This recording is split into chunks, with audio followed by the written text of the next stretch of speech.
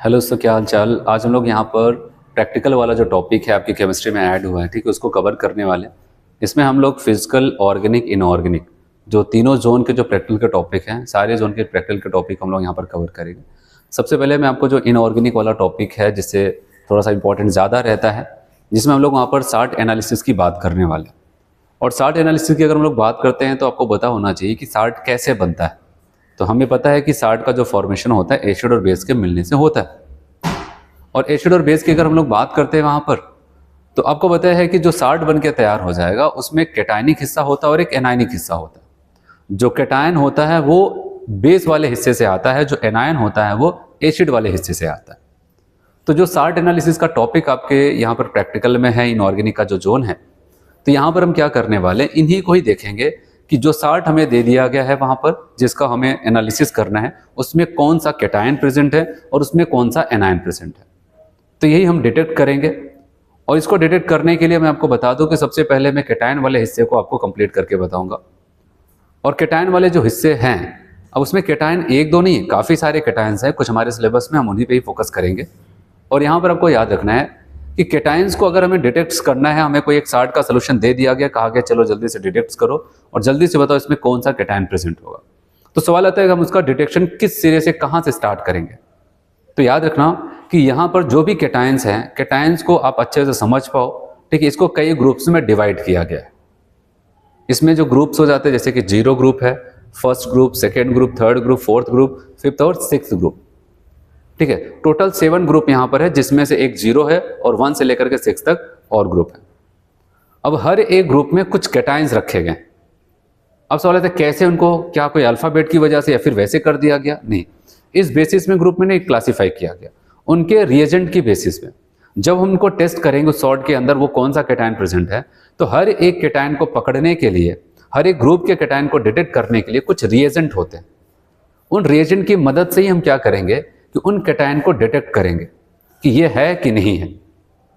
तो इसीलिए यहाँ पर सबसे पहले हम लोग को क्या याद रखना पड़ेगा कि पहले जो भी कैटायंस हमारे सिलेबस में हैं उनको ग्रुप में जो डिवाइड किया गया, ठीक है, कौन किस ग्रुप से बिलोंग कर रहा है और उस ग्रुप के कौन कौन से रिएजेंट होते हैं। रिएजेंट का सिंपल सा मतलब यह है कि जो उस कैटायन को क्या करते हैं, डिटेक्ट करेंगे, ठीक है। वो क्या कर जाते हैं, जो भी हमारा कैटायन होगा, जिस कैटायन की पॉसिबिलिटीज है या फिर जिस ग्रुप के कैटायंस है, उसी ग्रुप का जो वहां पर रिएजेंट होगा वो उनके साथ रिएक्शंस करके उनको प्रेसिपिटेट करेगा। प्रेसिपिटेट का मतलब रिएक्शंस करके उनको सबसे नीचे बिठा देगा सॉलिड फॉर्म में। फिर हम क्या करते हैं, वो जो सॉलिड फॉर्म में जो प्रेसिपिटेट हुआ है, क्या हम जो सोच रहे हैं वही है कि और कुछ हो सकता है, तो उसकी कंफर्मेटरी टेस्ट करेंगे। और कंफर्मेटरी टेस्ट के लिए याद रखना, जो प्रेसिपिटेट उसके ग्रुप रिएजेंट ने उस कैटायन को बिठा करके प्रेसिपिटेट बनाया है, तो हमारा अगला टास्क होगा उस प्रेसिपिटेट को किसी ऐसे केमिकल्स में घोल दिया जाए कि जिसमें जाते ही, ऐसे केमिकल्स में घोल दिया जाए कि जिसमें जाते ही वो क्या कर जाए, सॉल्युबल हो जाए। और जब वो सॉल्युबल होगा तभी उसको हम डिटेक्ट कर सकते हैं। पहले तो प्रेसिपिटेट बना करके उसको बिठा लेंगे, फिर एक सुटेबल सॉल्वेंट का यूज करके, चाहे वो कोई केमिकल्स होगा, उसमें उसको घोल लेंगे, फिर उसकी थोड़ी थोड़ी मात्रा डिफरेंट डिफरेंट कंपाउंड से रिएक्शंस करा के हम कंफर्म करेंगे कि हाँ सच में यही कैटायन ये हो सकता है, ठीक है। तो इसको एक सिस्टमेटिक वे में अगर आप पढ़ेंगे तो आपको यहाँ पर अच्छे से समझ में आएगा। तो सबसे पहले साल्ट एनालिसिस में हम कैटायन वाले हिस्से को कंप्लीट करने वाले हैं। और कैटायन आता है बेस से, इसलिए हम कहते हैं इसको बेसिक रेडिकल्स। क्या बोलते हैं भाई इसको? Basic radical. तो चलिए आते हैं यहाँ पर, इसको समझते हैं। यहाँ पे अगर हम आते हैं तो नाम है यहाँ पर साल्ट एनालिसिस। और साल्ट एनालिसिस में मैंने कहा कि सबसे पहले हम आइडेंटिफिकेशन ऑफ बेसिक रेडिकल, मतलब जिसको हम क्या बोलते हैं वहाँ पर कैटायंस, उनको डिटेक्ट करेंगे। उसके लिए मैं आपको यहाँ पर बताऊँ कि डिटेक्शन ऑफ बेसिक रेडिकल, मैंने आपको बताया कि कुछ कैटायंस हैं, हमारे पास एक टेबल है, इसमें कुछ कैटायंस हैं और ये कैटायन हमें पता होने चाहिए, ठीक है। ये कैटायंस हमें पता होना चाहिए कौन किस ग्रुप से बिलोंग कर रहा है। सबसे पहले हम टेबल ही देख लेते हैं, जिससे कि स्पष्ट हो जाए कि कुछ नहीं तो जैसे अगर बेसिक क्वेश्चंस पूछे भाई फला ये कैटायन कौन से ग्रुप से बिलोंग कर रहा है, तो हमें पता चले। याद रखना यहाँ पर 0, 1, 2, 3, 4, 5 एंड 6। तो अगर देखा जाए 0 को भी अगर इंक्लूड करते हैं एक ग्रुप, तो ये हमारा खुद हुआ, और 6 ग्रुप यहाँ पर नंबरिंग के साथ है, तो टोटल 7 ग्रुप्स हैं। अब पहले ग्रुप में अगर बात करते हैं, यहाँ पर क्या है, NH4+ है। फर्स्ट ग्रुप में यहाँ पर Pb2+ है, और सेकंड में Pb2+ को भी रखा गया साथ साथ Cu2+। हाँ, आप सोच रहे हैं यहाँ पर भी रखा, यहाँ पर भी, हाँ, कि कुछ लोग क्या हो जाते हैं कि Pb2+, अभी आगे मैं आपको रिएजेंट का काम बताऊंगा, तो डाइल्यूट HCl से ही प्रेसिपिटेट हो जाते हैं, और कुछ ऐसे Pb के कंपाउंड्स होंगे जो इससे ना प्रेसिपिटेट होकर के अगले रिएजेंट से होंगे। तो जो जिस रिएजेंट से प्रेसिपिटेट होगा, जिस ग्रुप के रिएजेंट से, उसको उसी ग्रुप के ही केटायन में रखा जाएगा। तो ये सेकंड वन। थर्ड वाले में हमारे पास Al3+ और Fe3+ है, और फोर्थ वाले में हमें Zn2+ और Na2+ है, और फिफ्थ में यहाँ पर Ba2+ और Cu2+ है, और सिक्स में यहाँ पर Mg2+ है। वैसे बहुत सारे केटायंस होते हैं, लेकिन आपके जो नोट्स में जो आपका वहाँ पर सिलेबस दिया गया था, आपको बताया गया था, हम प्रैक्टिकल में से इन्हीं केटायन को पूछेंगे, उन्हीं की बात यहाँ पर मैं कर रहा हूँ। अब सबसे मेन आपको यहाँ पर ये ध्यान देना है, अब कौन कहाँ पर है, तो मैं आपको एक ट्रिक से ऐसे बता देता हूँ, एक कोड यहाँ पर बताता हूँ। तो यहाँ पर ये नाइट्रोजन वाला मतलब अमोनिया है, तो इसको हम अमोनियम आयन इसको कह देते हैं ऐसे यहाँ पर नाचे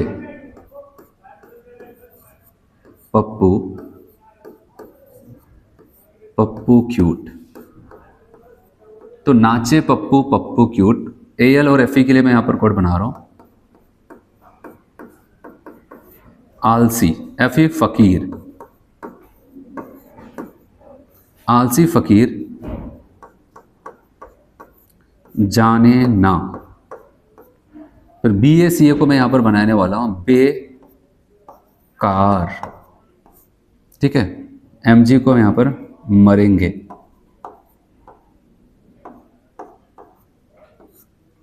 ठीक है।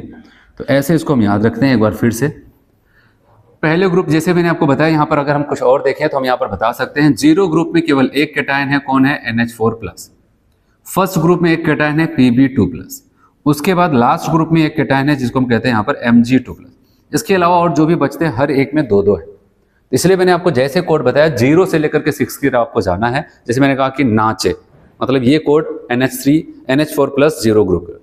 पप्पू मतलब Pb2+ फर्स्ट ग्रुप। फिर आते हैं सेकंड पे, ये फर्स्ट ग्रुप है, ये तो 0 था। फर्स्ट पे आ जाएंगे, यहाँ पर दो लोग होंगे, पप्पू क्यूट Pb2+ Cu2+। फिर अगला आपको बताया आलसी फकीर, आलसी Al3+, फकीर Fe2+।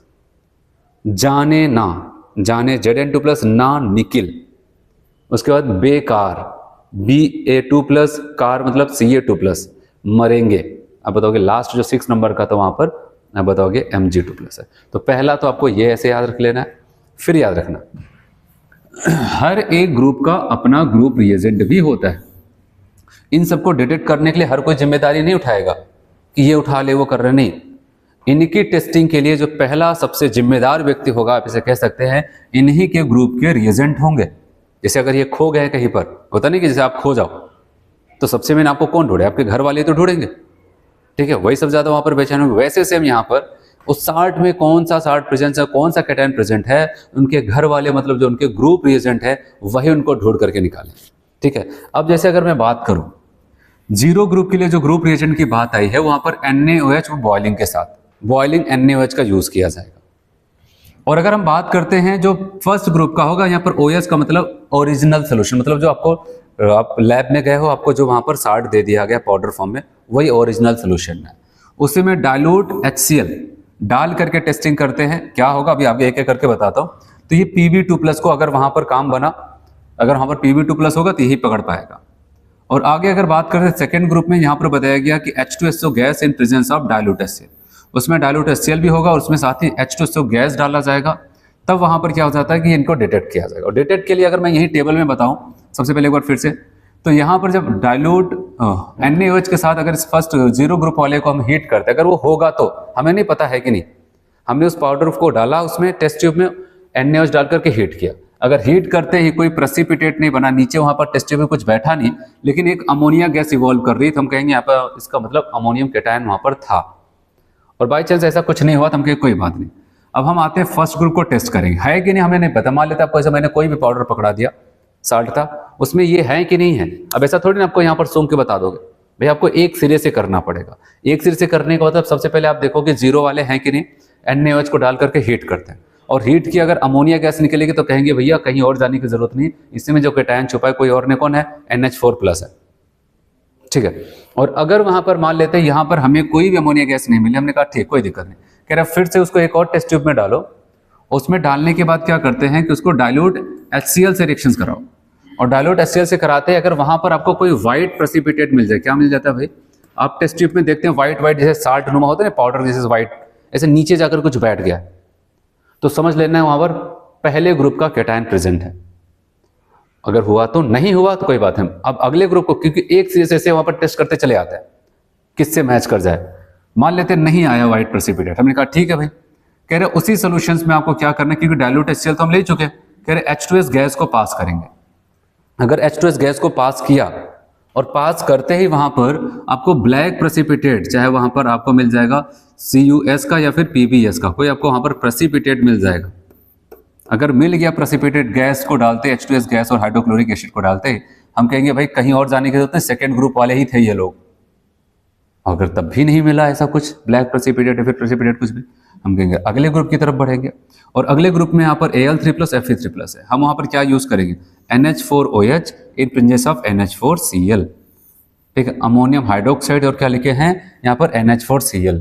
इन दोनों को फिर क्या करते हैं, टेस्ट ट्यूब में फिर से वो 60 जो आपको दिया गया था लैब में, अब एक ही बार में थोड़ा डालेंगे, थोड़ा थोड़ा डाल के हर एक को टेस्ट करते हैं। थोड़ा सा फिर से डाला, उसमें डाले NH4Cl और NH4OH। NH4OH थोड़ा सा ज़्यादा डाला जाता है, डाल करके हीट करने के बाद अगर हमने देखा टेस्ट ट्यूब में सबसे नीचे वहां पर कोई प्रेसिपिटेट, अगर रेड ब्राउन प्रेसिपिटेट है तो कहेंगे कि आयरन का हाइड्रोक्साइड्स बना, मतलब आयरन था।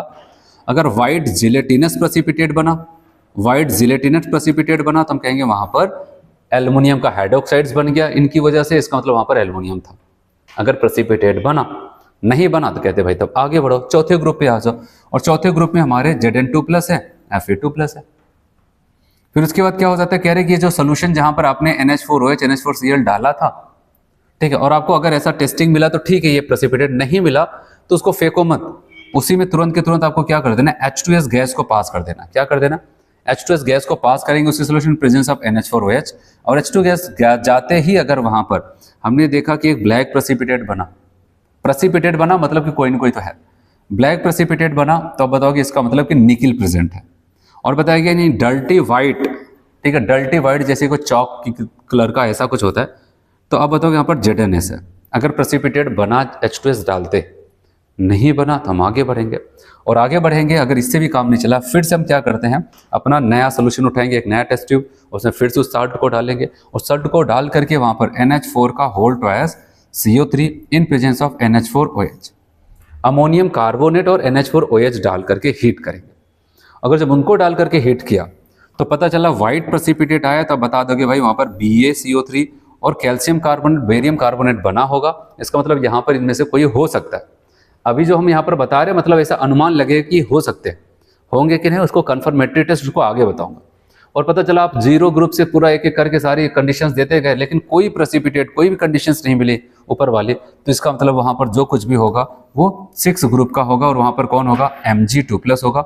और इनकी टेस्टिंग के लिए हम वहाँ पर die sodium hydrogen phosphate Na2HPO4 और इनके साथ में लेके चलते हैं NH4OH और NH4Cl, और उनके साथ अगर हमें वहाँ पर वाइट प्रेसिपिटेट मिला तो हम कहेंगे कि भाई वहाँ पर ये केटायंस प्रेजेंट। केटायन को डिटेक्ट करने का एक कॉन्सेप्ट होता है, जो भी केटायन हमें दिया गया है हम उनके रिएजेंट से, जो भी रिएजेंट यहाँ पर बताएं, उस रिएजेंट को डाल कर चेक करेंगे। जो जिस रिएजेंट के द्वारा वहाँ पर हमको देखने को मिला प्रेसिपिटेट आया, इसका मतलब उसी ग्रुप का केटायन। अगर वहाँ पर डाइल्यूट HCl से जहाँ पर प्रेसिपिटेट आ जाए किसी में, इसका मतलब वो फर्स्ट ग्रुप का है, नहीं आया तो फर्स्ट ग्रुप का नहीं। अगर हमने NH4OH इन प्रेजेंस NH4Cl डाला और प्रेसिपिटेट बना, इसका मतलब थर्ड ग्रुप से बिलोंग कर रहे हैं, क्योंकि ये जिसको पकड़ेंगे, मतलब जिसको प्रेसिपिटेट करेंगे वो थर्ड ग्रुप का ही होगा, ये जिसको प्रेसिपिटेट करेंगे वो सेकंड का, ये जिसको करेंगे वो फर्स्ट का ही होगा, क्योंकि हर एक ग्रुप का जो रिएजेंट है केवल अपने ग्रुप को ही पकड़ सकता है। ठीक है, इसीलिए अगर मैंने कहा कि उस साल्ट में सोल्यूशंस में हमने H2SO4 और NH4OH डाला तो वहां पर प्रेसिपिटेट बना, इसका मतलब कहेंगे ये तो भाई चौथे ग्रुप के लोग हैं, ये इन्हीं को पकड़ेंगे। ये तो होता है, अगर आप कहीं पर खो जाओ, ठीक है, और आपके कोई घर वाला आपको पकड़ लिया, इसका मतलब आप उसके घर के ही हो, ठीक है। तो वैसे सेम यहाँ पर भी ये इनके घर वाले लोग हैं, और ये अगर पकड़ रहे हैं, उसको पकड़ के बिठा रहे हैं, तो इसका मतलब उन्हीं के घर वाले ही केटायंस होंगे। ठीक है, तो पहले ये ऐसा माइंड सेटअप बनाते हैं हम क्या पढ़ने जा रहे हैं, उसके बाद अभी तो आगे काफ़ी चीज़ें सीखनी। चलो इसको एक फ्लो चार्ट से भी आपको मैं दिखाता हूँ। फ्लो चार्ट से जब इसको आते हैं तो यहाँ पर याद रखना, फ्लो चार्ट से हम इसको कैसे देखते हैं। हमारे पास मान लेते हैं आप लैब में गए, आपको एक पुड़िया में कोई वहाँ पर क्या दे देता है, 60 दे देता है। आपसे कहा कि भाई जल्दी से बताओ, आपके पास टाइम बहुत कम है, जल्दी से बताओ कौन सा कैटायन यहाँ पर प्रेजेंट है 60 के अंदर। आप एक सिरे से करना, हड़बड़ाहट में नहीं, एक सिरे से मतलब कि सबसे पहले आप उस 60 में जो ओरिजिनल सोल्यूशन आपको दिया गया लैब में डाइल्यूट HCl डालना। और डाइल्यूट HCl किसका रिजल्ट पता है, फर्स्ट ग्रुप का। अगर डाइल्यूट HCl डालते हमें वहां पर कोई प्रेसिपिटेट देखने को मिला कि टेस्ट ट्यूब में सबसे नीचे कुछ बैठ रहा है, तो इसका तुरंत कह देना भाई वहां पर फर्स्ट ग्रुप का कैटायन कंफर्म है, वहां पर लेड है। और लेड किस रूप में होगा, PbCl2 के रूप में है। और अगर नहीं हुआ तो भाई हो भी सकता है, नहीं हो सकता, हुआ तो हम तुरंत बता देंगे, आगे जाने की जरूरत नहीं, पहला ग्रुप वाला पकड़ में आ गया। और अगर नहीं हुआ तो कहेंगे इफ नो प्रेसिपिटेज फॉर्म्स, इनकी वजह से, तो हमें कहेंगे कोई डरने की बात नहीं, उसी टेस्ट ट्यूब में जिसमें आपने HCl डाला था ना, उसी में उसको फेंको मत। HCl डाला, प्रेसिपिटेट नहीं बना तो हिम्मत मारो, उसको फेंको मत, उसी में क्या करो, H2S गैस को पास करो, ठीक, हाइड्रोजन सल्फाइड गैस को उसी में डालो, थोड़ी देर के लिए पास करो।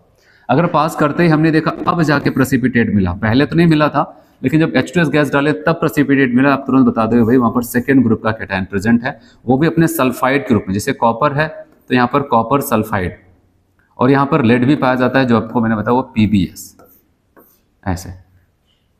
तो आप बताओगे कि अगर प्रेसिपिटेट बना तो हम कहेंगे भाई कंफर्म हो गया, ये सेकेंड ग्रुप वाले हैं, CuS और PbS में से कोई होगा। कौन होगा तो आगे कंफर्मेटरी टेस्ट में बताएंगे।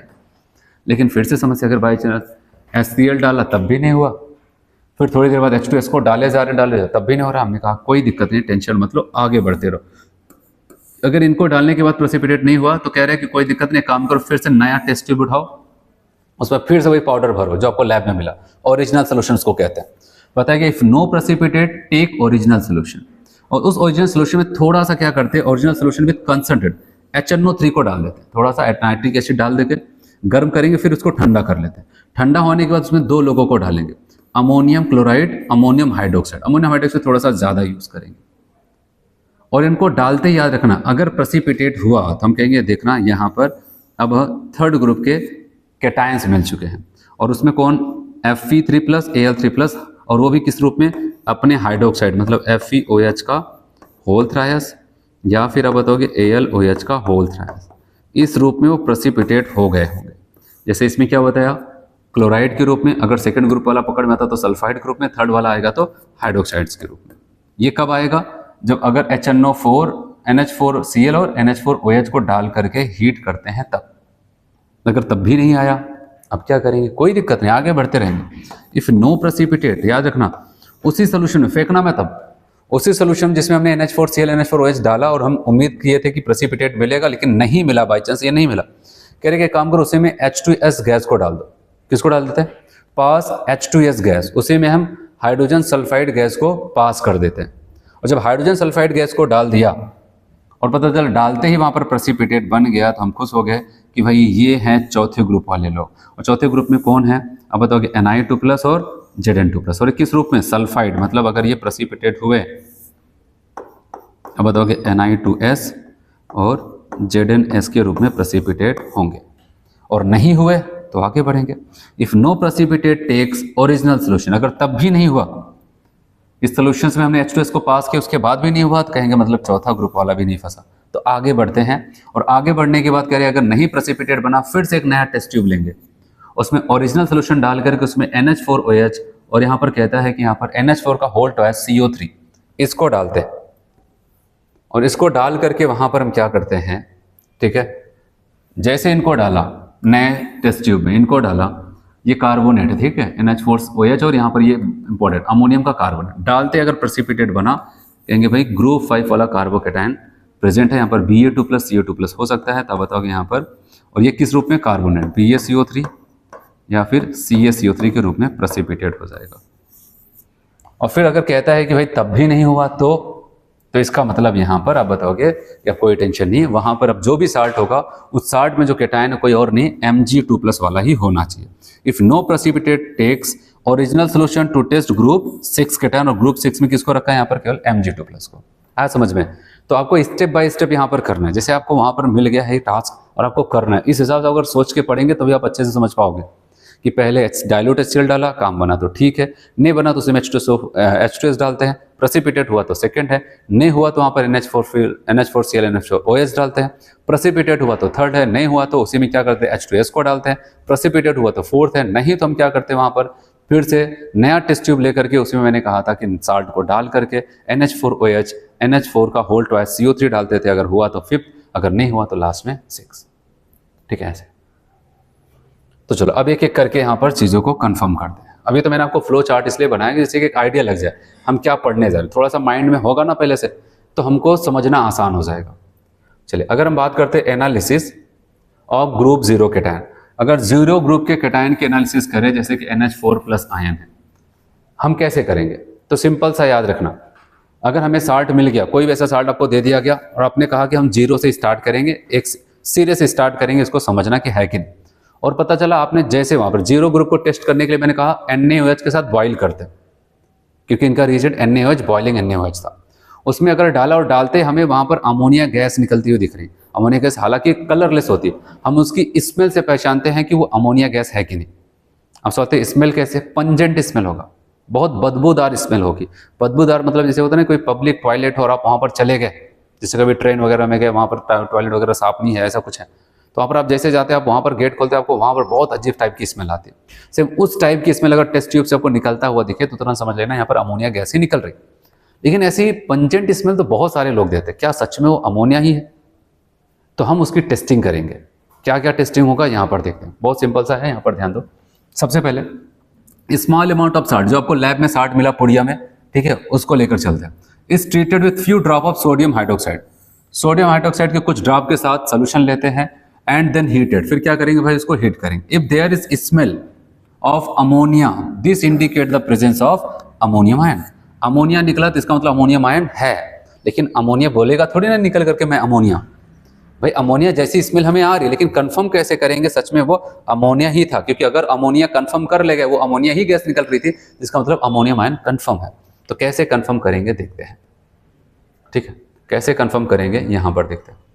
कंफर्मेटरी टेस्ट के लिए याद रखना, जैसे जो अमोनिया गैस निकले बहुत बदबूदार है, वहीं पर देखो कहीं पर आपके पास वो रखा होगा, ठीक है, लैब में आप तो हो ही, डाइल्यूट हाइड्रोक्लोरिक एसिड HCl, आप उसकी थोड़ी सी 1-2 ड्रॉप वहीं पर, जहाँ पर वो धुआं निकल रहा है, दिखाई तो नहीं लेकिन हवा निकल रही है वहाँ पर, आपको दिख रहा है एयर कुछ है वहाँ पर, एयर गैस वहाँ पर निकल रही, उसी के मुहाने पर आप थोड़ा सा इसे HCl डाल दो।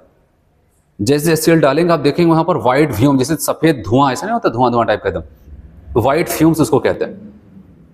जैसे हाइड्रोक्लोरिक एसिड से मिलता है तुरंत व्हाइट फ्यूम्स देखने को मिलता है, जैसे फिर थोड़ा सा फिर व्हाइट फ्यूम्स वहाँ पर देखने को मिलता है। तो समझ लेना कि वहाँ पर 100% अमोनिया ही है, क्योंकि अमोनिया ही HCl से रिएक्शंस करके वहाँ पर व्हाइट फ्यूम NH4Cl का फॉर्मेशन करता है। तो चलिए यहाँ पर देखते हैं कि अमोनिया गैस इज इवॉल्व, ठीक है, ये तो यहाँ पर आपको बताया अमोनिया गैस जो निकल रहा है evolve by the action of the sodium hydroxides on ammonium salt, react with hydrochloric acid HCl से रिएक्शंस कराते हैं टू गिव अमोनियम क्लोराइड। और अमोनियम क्लोराइड कैसा होता है बताओ भाई, which is visible dense white fumes. जैसे अमोनियम मान लेते हैं हमारा जो भी अमोनियम का साल्ट था, भाई यहाँ पर केटायन एनायन कुछ और होगा, हम साल्ट की बात करते हैं। जैसे मैंने एक साल्ट एग्जांपल के तौर पे अमोनियम सल्फेट हो जाए, जब NaOH के साथ उसको हीट करेंगे तो यहाँ से क्या निकलने लगेगा, अमोनिया। और जो अमोनिया है मैंने कहा उसी के पास किसको लेके जाते हैं, डाइल्यूट HCl को, और डाइल्यूट HCl से रिएक्शंस करके NH4Cl बनाएगा, और ये क्या बन जाता है, व्हाइट फ्यूम्स। क्या देने लगता है यहाँ पर, व्हाइट फ्यूम्स हमें देने लगता है, ठीक है। तो इससे कंफर्म हो जाता है कि व्हाइट फ्यूम से अमोनिया कंफर्म है। एक और अगर आप कंफर्मेटरी चाहिए तो एक और आपको मिल सकता है यहाँ पर, कह रहे अगर on passing gas through Nessler reagent, याद रखना ये टर्म और कहीं नहीं मिलेगा आपको, यहीं पर मिलेगा। तो ऐसे कह दे कि नेस्लर रिएजेंट को हम यूज कर रहे हैं किस केटायन को टेस्ट करने के लिए, तुरंत समझ लेना ये 0 ग्रुप के केटायन अमोनियम केटायन की बात कर रहा है, ठीक है। कहा गया कि on passing the gas through Nessler reagent a brown precipitate basic, जिसको कहते हैं mercury second amido iodine is form. जैसे जो गैस निकल रही बदबूदार टेस्ट ट्यूब से, वैसे तो आपने अनुमान लगा दिया है अमोनिया ही है, लेकिन कंफर्म कर रहे हैं ना, तो आप एक टेस्ट ट्यूब और ले लो, उसमें नेस्लर रिएजेंट डाल दो, ठीक है, नेस्लर रिएजेंट वहां पर हो सकता है लैब में, तो नेस्लर रिएजेंट डाल दो, जो गैस यहाँ पर निकले उस गैस को कोशिश करो कि दूसरे वाले टेस्ट ट्यूब के अंदर वो जाए, और जैसे दूसरे वाले टेस्ट ट्यूब के अंदर वो जाता है तो ब्राउन प्रेसिपिटेट, ऐसा ब्राउन ब्राउन कलर का कुछ नीचे बैठता हुआ आपको दिखाई देता है, ठीक है। तो इसका मतलब कंफर्म कर लेना है कि वहाँ पर अमोनिया ही था वो गैस, और अमोनिया था मतलब वहाँ पर अमोनियम आयन 100% प्रेजेंट था। याद रखना नेस्लर रिएजेंट ये होता है K2HgI4, क्या हो जाता है भाई, K2HgI4। इसको हम क्या कर रहे हैं, अमोनिया और साथ में थोड़ा सा बेस भी डालते हैं, ठीक है, जैसे अच्छे से रिएक्शन हो। तो अमोनिया गैस जो निकल रही थी, कंफर्म तो नहीं था, लेकिन आपको हम जब इसमें पास करते हैं तो इसके साथ रिएक्शंस करके यहाँ पर एक ब्राउन प्रेसिपिटेट मिलता है, इसको कहते हैं बेसिक मर्करी सेकेंड अमीडो आयोडीन, ठीक है। अमीडो आयोडीन यहाँ पर बन जाता है, ये होता है HgO HgNH2I। उसके बाद क्या है, H2 बन रहा है। तो आपको बस ऐसे याद रखना है, ठीक है, कि नेस्लर रिएजेंट का यूज कहां पर किया गया है, अमोनियम आयन को डिटेक्ट करने में किया गया था। तो आपने जीरो ग्रुप को डिटेक्ट कर लिया। अब आते हैं फर्स्ट ग्रुप को कैसे डिटेक्ट करते हैं। मान लेते हैं हमने NH4OH को डाला, जो भी चार्ट आपको लैब में मिला, हीट किए जा रहे, कोई स्मेल ही नहीं आ रही, कोई बदबूदार स्मेल, अमोनिया जैसी स्मेल आ ही नहीं रही, तुरंत उसको हटा दो, कहते भाई ये नहीं है। अब कंफर्म हो गया जीरो ग्रुप तो यहाँ पर नहीं है। तो चलो अब बढ़ते हैं, अगला स्टेप, अगर जीरो ग्रुप नहीं होता तो हम फर्स्ट ग्रुप पे आते हैं। और फर्स्ट ग्रुप का जो रिएजेंट होता है पता है क्या, डाइल्यूट HCl होता है। फिर हम क्या करते हैं, एक टेस्ट ट्यूब लेते हैं, उसी में वो साल्ट थोड़ा सा डालते हैं और वो डाइल्यूट HCl डालकर उसको हीट करते हैं, और हीट किए जा रहे, और थोड़ी देर में हम देखते हैं कि वहाँ पर नीचे कुछ प्रेसिपिटेट बैठ रहा है, कुछ जा करके सॉलिड पार्टिकल नीचे बैठ रहे हैं सबसे नीचे। तो समझ लेना कि पहला ग्रुप का कैटायन पकड़ में आ चुका है, बस उसको कंफर्मेटरी टेस्ट से और डिटेक्ट करना। तो चलिए आते हैं यहाँ पर, कह रहे हैं lead is precipitated. First group का पहले आपको बताने कौन है यहाँ पर, पहले ग्रुप का Pb2+। रिएजेंट कौन हो जाता है आप बताओगे, हमने तो पढ़ा है डाइल्यूट HCl इनका रिएजेंट है, ठीक है। चलो अब आते हैं थ्योरी पे। कह रहे लेड इज प्रेसिपिटेटेड, और किस फॉर्म में प्रेसिपिटेट होगा आपको पता है, ये PbCl2 के फॉर्म में प्रेसिपिटेट होता है इनका।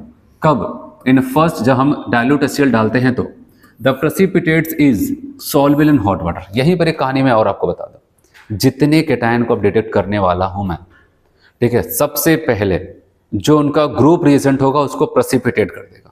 प्रेसिपिटेट का मतलब जानते हैं, नीचे बिठा देगा सॉलिड पार्टिकल बना करके। तो सबसे पहले जो जो ग्रुप रिएजेंट मैंने हर एक ग्रुप का बताया है, अगर वो कैटायन, जो कैटायन उसके ग्रुप से मैच का अगर मिल गया तो उनका ग्रुप रिएजेंट को सबसे पहले प्रेसिपिटेट कर देगा, नीचे बिठा देगा। लेकिन उसमें में भी हम डाउट में होंगे, इस ग्रुप का तो है, लेकिन इस ग्रुप में से कौन सा है, क्योंकि हर एक ग्रुप के अलग अलग कैटायन्स हो सकते हैं, कई कैटायन एक से ज्यादा टाइप के। उनको कंफर्म करने के लिए हमें क्या करना पड़ेगा, जो सॉलिड पार्टिकल प्रेसिपिटेट बना है उसके लिए एक सुटेबल सॉल्वेंट, सुटेबल रिएजेंट का सिलेक्शन करना पड़ेगा, जिसमें कि वो सॉलिड पार्टिकल जो प्रेसिपिटेट बना है उसमें जाके पहले घुल जाए। और जब वो घुल जाएगा तब उसकी थोड़ी थोड़ी अमाउंट हम डिफरेंट कंपाउंड से रिएक्शंस करके टेस्ट करके बताएंगे कि सच में जिसको हम अनुमान लगा रहे वही है कि कोई दूसरा है। तो दो प्रोसेस हमेशा, पहला काम होगा कैटायन को डिटेक्ट करने के लिए उनको प्रेसिपिटेट कराओ, फिर दूसरा काम, जो प्रेसिपिटेट बना है उसको सॉल्युबल कर दो किसी के अंदर, किसी केमिकल में, ऐसा केमिकल लेके आओ। जब वो सॉल्युबल हो जाएगा तो उसकी डिफरेंट टेस्टिंग से हम बताएंगे कि ये सच में वही है कि नहीं जो हम सोच रहे थे। ऐसा समझ में, ये माइंड में होगा, क्योंकि यही हर जगह होगा। ऐसे नहीं आप देखेंगे क्या हो गया, तो आपको ये जब पहले से माइंड में होगा तो आप पहले बताएंगे। अब जहां कर भी हम पढ़ेंगे जिस ग्रुप में, तो सबसे पहले कोई इसको प्रेसिपिटेट बनाएगा, फिर कोई हम ऐसा सॉल्वेंट या फिर कोई भी ऐसा केमिकल यूज करेंगे जिसमें सॉल्वेबल होगा। फिर तीसरा स्टेप होगा कि उसकी हम टेस्टिंग करके कंफर्म करेंगे हाँ ये वही है। जैसे यहाँ पर बताया आपको PbCl2 के रूप में वो डिसॉल्व हो गया, प्रेसिपिटेट है ये। फर्स्ट ग्रुप का कैटायन डाइल्यूट HCl से मिलकर के ये एक प्रेसिपिटेट बना दिया। लेकिन इतने से हम बता सकते हैं फर्स्ट ग्रुप का, लेकिन क्या है सच में है कि ये नहीं बता सकते। इसलिए हमारा टारगेट होगा इसको सॉल्युबल करो, कोई ऐसा रिएजेंट यूज करो जिसमें सॉल्युबल हो जाए। लेकिन अच्छी बात यह है कि कुछ और नहीं लेना पड़ा, कहा गया ये हॉट वाटर में ही घुल जाता है, और हॉट वाटर में घुल गया तो कोई दिक्कत नहीं। बताइए, to the hot solution potassium iodide solution is added a yellow precipitate PbI2 is observed which confirm the presence of Pb2+ ion। इसका मतलब देखो, ये हॉट सोल्यूशन का मतलब क्या था, ये जो PbCl2 बना हुआ था इसको जब गर्म पानी में डाला तो ये घुल गया, और जब घुल जाएगा कोई तभी रिएक्शन कर पाएगा, प्रेसिपिटेट में नहीं करेगा, ये हमेशा माइंड में रखना, घुल जाएगा तभी।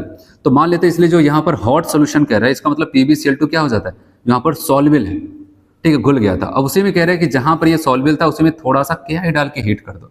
क्या डाल करके वहां पर KI, पोटेशियम आयोडाइड, और डालते ही अगर आपको उस पूरे सोल्यूशन में सबसे नीचे क्या देखने को मिल जाए, येलो प्रेसिपिटेट, कंफर्म कर देना भाई, अब ज्यादा मत सोचो, वहां पर Pb2+ कंफर्म है। तो अगर हमने देखा कि फर्स्ट ग्रुप में PbCl2 KI से रिएक्शन करके, या फिर जो भी था वहां पर KI से रिएक्शन करके PbI2 बनाया, तो कंफर्म है वहां पर Pb2+ होगा। और बताया कि इनकी खास बात है, ये जो येलो प्रेसिपिटेट बना है, मतलब येलो कलर का पार्टिकल नीचे जाकर के बैठ जाएगा ऐसे।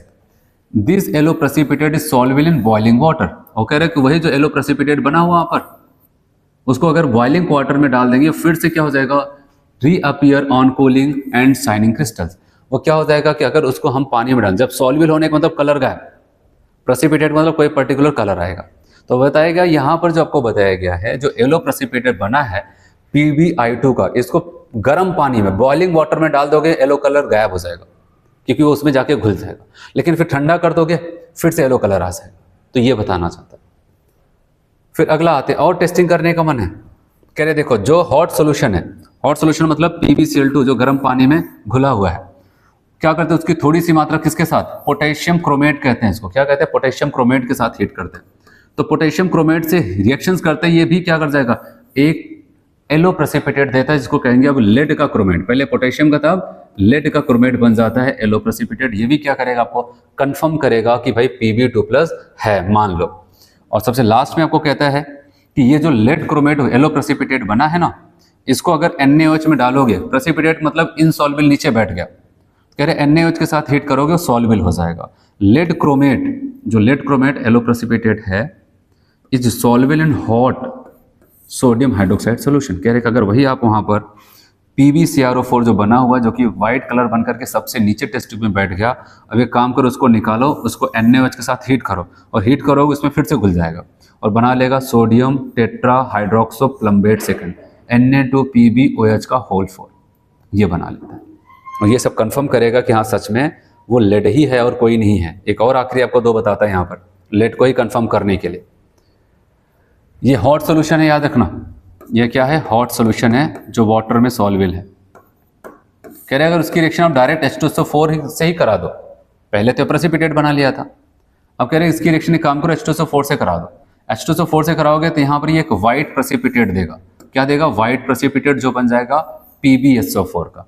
तो इसीलिए अगर जो भी हमारा हॉट सोल्यूशन है, जो PbCl2 हॉट वार्म वाटर में डाल करके सॉल्युबल किया गया, उसकी थोड़ी सी मात्रा अगर H2SO4 से कराते हैं तो PbSO4 बना लेता है, ठीक है। और उसके बाद भी कह रहे हैं जो PbSO4 का व्हाइट प्रेसिपिटेट है, इसको अमोनियम एसीटेट में डाल देते हैं, किससे, अमोनियम एसीटेट। और अमोनियम एसीटेट में जाते ही क्या हो जाएगा, एक सॉल्युबल कंपाउंड्स बना देगा, उसमें क्या हो जाएगा, अमोनियम टेट्रा एसिटोप्लम्बेट सेकेंड। तो ऐसा कुछ वहां पर हो जाता है। तो इससे कंफर्म हो जाता है कि यहाँ पर अब बताओगे ग्रुप फर्स्ट के कैटायन कंफर्म है, ठीक।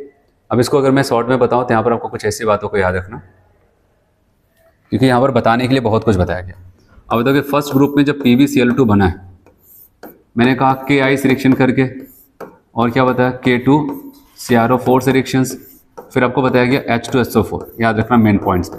इनके साथ क्या करेगा, LOPPT देता है, ठीक है। इनके साथ भी आपको बताया क्या देगा, LOPPT देगा। और इनके साथ अगर हम आते हैं तो आपको क्या बताया, यहाँ पर व्हाइट प्रेसिपिटेट देता है, व्हाइट PPT, ठीक है। तो ये, और ये आपको बताया ये सॉल्युबल वाला था, जिसको वार्म वाटर में सॉल्युबल किया गया। तो ये आपको याद रखना है कम से कम। चलो, ये पहले ग्रुप के कैटायन हो गए। अब हम बात करते हैं सेकेंड ग्रुप के कैटायन। कौन से, सेकेंड ग्रुप। और सेकेंड ग्रुप के अगर कैटायन की बात आती है तो आप बताओ कौन कौन होता है सेकेंड ग्रुप में। मैंने बताया था पप्पू क्यूर। आप बताओ कि यहाँ पर Pb2+, Pb2+ एंड कॉपर 2+, ये। और इनके लिए अगर हमसे रिएजेंट पूछा जाए, याद रखना जो पहला वाला सोल्यूशन था, फर्स्ट वाला ग्रुप, अगर उसमें प्रेसिपिटेशन नहीं हुआ तो उसी में बस HCl डाल दो, मिला जुला कर हम यहाँ पर ऐसा कह सकते हैं। अब बताओगे यहाँ पर डाइल्यूट HCl और साथ साथ में यहाँ पर कौन है, H2S गैस, ठीक है। ये हमारे हो जाएंगे वहां पर, ठीक है, सेकेंड ग्रुप के रिएजेंट और सेकेंड ग्रुप के कैटायन। कह रहे if group first metal cation is absent, पहले वाले नहीं पकड़ में आए तो हमें आगे बढ़ना पड़ेगा। Add a few ml of water to the same tube, पहले थोड़ा सा पानी डालेंगे, वार्म द एक्वस सोल्यूशन, और उसी में क्या कर देते, उसी सोल्यूशन में पास कर देंगे H2S। अगर पहला ग्रुप का नहीं मिला तो सोल्यूशन को फेंकना नहीं है टेस्ट ट्यूब को, उसी में अब थोड़ा सा वाटर डाल करके उसमें H2S गैस डालना शुरू करते हैं। H2S gas for a few minute, कुछ मिनट तक H2S गैस को डालते हैं, चेक, फिर इसको हिलाते रहते हैं वहां पर टेस्ट ट्यूब को। If a precipitate is observed, अगर एक प्रेसिपिटेट ऑब्जर्व हुआ, this indicates the presence of group second cation. अगर वहां पर एक प्रेसिपिटेट आया तो याद रखना वो आप सेकेंड ग्रुप की तरफ खींच रहे हैं। और बताया क्या, अगर आ गया थोड़ा सा आपको H2S डालते ही प्रेसिपिटेट मिला तो एक काम करो, एक्सेस और ज्यादा मात्रा में H2S डाल करके सब सारे के सारे कैटायन को प्रेसिपिटेट करा लो। Pass the excess of H2S gas to the solutions for complete precipitations. ठीक है, पहले थोड़ा सा डालें, प्रेसिपिटेट हुआ, एक काम करते हैं पूरा और H2S डाल करके पूरा पूरा सभी कैटायन को प्रेसिपिटेट कर लेते हैं, Pb2+ Cu2+ वाले लोगों को। अब एक एक करके कंफर्म करते हैं कि उसमें जो प्रेसिपिटेट बना था वो Pb2+ ही था या फिर Cu2+, दोनों की पॉसिबिलिटीज होती है। तो हम क्या करते हैं वहां पर, जो मैंने कहा कि हमारा पहला टास्क होगा प्रेसिपिटेट बना करके वो ग्रुप रिएजेंट निकल गया। अब सच में उसमें कौन है हमें ये नहीं पता। जैसे कि यहाँ पर पता है लेड है कि कॉपर वाला किसका है, तो मैंने बताया ये सल्फाइड के रूप में प्रेसिपिटेट करता है। तो अब जो प्रेसिपिटेट है, अब इनको टेस्ट करने के लिए किसका प्रेसिपिटेट है, तो सबसे पहले हमें एक केमिकल की जरूरत पड़ेगी जिसमें वो सॉल्युबल हो जाए। ठीक है, जो अगर सॉल्युबल हो गया फिर हमें कोई और केमिकल की जरूरत पड़ेगी जिससे टेस्टिंग करके उनका कोई कलर वगैरह देख करके, कोई प्रेसिपिटेशंस देख करके हम कंफर्म कर पाएं कि ये है।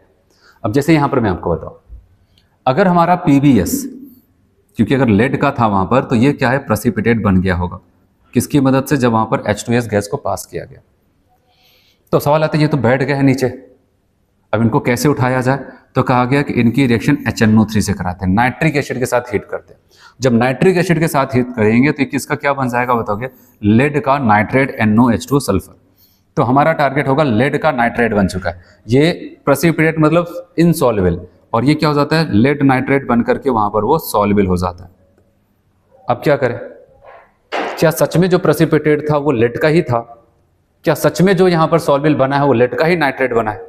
इसको कंफर्म करने के लिए अब इसी में क्या करते हैं, हम डाल देते हैं H2SO4, और H2SO4 डाल देते ही रिएक्ट करते हैं। अगर व्हाइट प्रेसिपिटेट बन गया तो तुरंत कह देना भाई यहाँ पर PbSO4 बना है। अब नहीं कह सकते कि अभी नहीं कंफर्म है, अब तो 100% कंफर्म है कि ग्रुप सेकेंड का Pb2+ आयन यहाँ पर है। ठीक है, क्योंकि HNO3 डालते ही सॉल्युबल हुआ मानते हैं, लेकिन वो सॉल्युबल ये PbS ही था, क्योंकि हमें दिखना थोड़ी, हम देख थोड़ी नहीं पा रहे हैं, वही था। तो इसके लिए हम क्या करते हैं, वहाँ पर H2SO4 को डालते हैं, और H2SO4 को डालते अगर व्हाइट प्रेसिपिटेट आया, कंफर्म है Pb2+ आयन वहाँ पर है। ठीक, चलो ये हो गया। लेकिन Cu2+ को क्या करेंगे, सेम ऐसी कहानी इसकी भी होगी, थोड़ी सी ज़्यादा यहाँ पर प्रोसेस दिया, तो उसको देखते हैं। Confirmatory test for the copper 2+ ion, कह रहे कॉपर सल्फाइड, क्योंकि कॉपर अगर प्रेसिपिटेट हुआ होगा, क्योंकि यहाँ पर थर्ड ग्रुप के जो कैटायंस होते हैं, तो सेकंड ग्रुप के जो कैटायंस होंगे वो सल्फाइड ग्रुप में प्रेसिपिटेट होते हैं। प्रेसिपिटेट डिसॉल्व्स इन नाइट्रिक एसिड, ये क्या हो जाता है, इसके प्रेसिपिटेट नाइट्रिक एसिड में डिसॉल्व हो जाता है। जैसे अभी लेड के सल्फाइड भी नाइट्रिक एसिड में घुल गए थे, कॉपर के भी सल्फाइड भी नाइट्रिक एसिड में घुल जाएंगे, और क्या बना लेंगे, कॉपर नाइट्रेट। लेकिन देखने वाली एक चीज यहाँ पर, ये तो बन ही रहा था, साथ साथ यहाँ पर इनका बड़ा रोल है किसका, सल्फर का। अगर हम यहाँ पे इसको लगातार हीट करते रहेंगे, जो भी यहाँ पर प्रेसिपिटेट था उसको अगर HNO3 के साथ लगातार हीट करे जा रहे हैं, तो जो सल्फर बनेगा वो फर्दर इस HNO3 से भी रिएक्शंस करता रहेगा, और HNO3 से जब रिएक्शंस करेंगे, यहाँ पर रिएक्शंस को देखते चलते हैं। जो सल्फर हमारा बन रहा था रिएक्शन के दौरान, वो HNO3 से रिएक्शंस करता जाएगा, और यहाँ पर जन्म देता जाएगा कि इसको H2SO4, मतलब 2H+ और SO4 2-।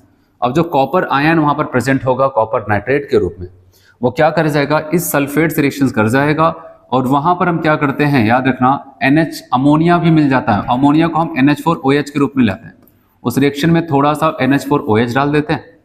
कॉपर आयन तो था ही, सल्फेट अभी भी बन रहा ताजा ताजा, तो बताओ कि कॉपर 2+ SO4 अमोनिया वाटर, ये सब मिल करके यहाँ पर एक प्रेसिपिटेट देते हैं। क्या देते हैं भाई, प्रेसिपिटेट। फिर आपको वहां पर लगेगा कि इन सब की वजह से कुछ नीचे जाकर के बैठ गया टेस्ट ट्यूब में, और कोई और नहीं, कॉपर का hydroxides dot CSO4, copper COH का होल टॉस डॉट CSO4, ये बैठ गया। कह रहे ये जो प्रेसिपिटेट बना है ना, एक काम करो, उसमें NH4OH को और डाल दो। NH4OH हमें वहां पर अमोनिया बना के देगा, एक्सेस में NH4OH उसमें डाल देते हैं। जब एक्सेस में NH4OH वहां पर डाल दिया तो वो अमोनिया निकालेगा, और ये जो अभी प्रेसिपिटेट नीचे बैठा था वही एक्सेस अब अमोनिया उसके साथ रिएक्शन करके उसको वहां पर क्या सॉल्युबल कर देता है। और सॉल्युबल करके याद रखना CuNH3 का होल फॉर SO4, जिसको कहते हैं tetra amine copper second sulphate, और ये कौन से कलर का होगा, डीप ब्लू कलर का होगा। तो सबसे पहले याद रखना कि हमने क्या किया, कॉपर सल्फाइड को HNO3 के साथ हीट किया तो सल्फर निकला, सल्फर HNO3 से और रिएक्शन करके H2SO4 बनाया, वो H2SO4 copper 2+ ion in presence of NH4OH जो अमोनिया बनाता है, उस रिएक्शन के दौरान बना के देखा, उससे एक प्रेसिपिटेट बनाया, उस प्रेसिपिटेट को और वहां पर NH4OH डाल दिया एक्सेस में, तो और ज्यादा अमोनिया निकलेगा और इन सब के साथ रिएक्शन करके एक कॉम्प्लेक्स बना लेगा। उस कॉम्प्लेक्स का कलर कैसा होगा? डीप ब्लू कलर का। और ये सब हमें कंफर्म कर रहे हैं कि कॉपर ही है, लेकिन इसके अलावा भी कह रहे हैं अगर आपको कंफर्म नहीं हो रहा है तो आप ये भी काम कर सकते हो, कह रहे कि यहां पर जो ब्लू कलर का या फिर डीप ब्लू कलर का जो आपका सोल्यूशन यहां पर बना है CuNH3 का होल 4SO4, इसी में डाल दो एसिडिक एसिड, और एसिडिक एसिड डालते वहां पर उसके जस्ट बाद वहां पर कह रहे हैं K4FeCN का होल 6 डाल देना। जब एसिडिक एसिड डालेंगे ना, यहां पर तुरंत के तुरंत क्या बना देगा? कॉपर सल्फेट बना के तैयार कर देता है। क्या बना देता है? Copper sulphate. और जैसे उसके बनते ही वहां पर थोड़ी देर हम क्या करते हैं? पोटेशियम हेक्सासाइनोफेरेट सेकेंड बना उससे रिएक्ट कराते हैं। कॉपर सल्फेट K4FeCN का होल 6 से रिएक्शंस करेगा, तो आप बताओगे यहां पर क्या हो जाएगा? कॉपर हेक्सासाइनोफेरेट सेकेंड बन जाता है, जिसका कलर कैसा होगा? चॉकलेट ब्राउन कलर का होगा। और इतना हो गया तो हम बता देंगे कॉपर प्रेजेंट। एक बार फिर से बताओ, क्योंकि देखो थोड़ा बड़ी सी रिएक्शन यहाँ पर है। कॉपर सल्फाइड बना होगा क्योंकि सेकंड ग्रुप का है, तो HNO3 के साथ हीट किए जा रहे हैं, और हीट करते जाएंगे तो वहाँ पर क्या हो जाएगा? अब बताओगे कॉपर नाइट्रेट तो बनेगा, साथ वहाँ पर सल्फर बनता है। सल्फर H2SO जो HNO3 यूज किया गया है उनसे भी रिएक्शंस करके वहाँ पर H2SO4 बना देता है। और जो H2SO4 है कॉपर 2+ आयन और वहाँ पर थोड़ा सा अमोनियम हाइड्रोक्साइड डालते हैं, तो जा करके वहाँ पर CuOH का होल ट्वाइस CSO4 का प्रेसिपिटेट बना देगा। और ये प्रेसिपिटेट थोड़ा सा और NH4OH मतलब थोड़ा सा और एक्सेस अमोनिया वहां पर प्रोड्यूस करवाने लगेंगे हम, तो उसमें क्या हो जाता है कि डीप ब्लू कलर का कंपाउंड्स बनाता है।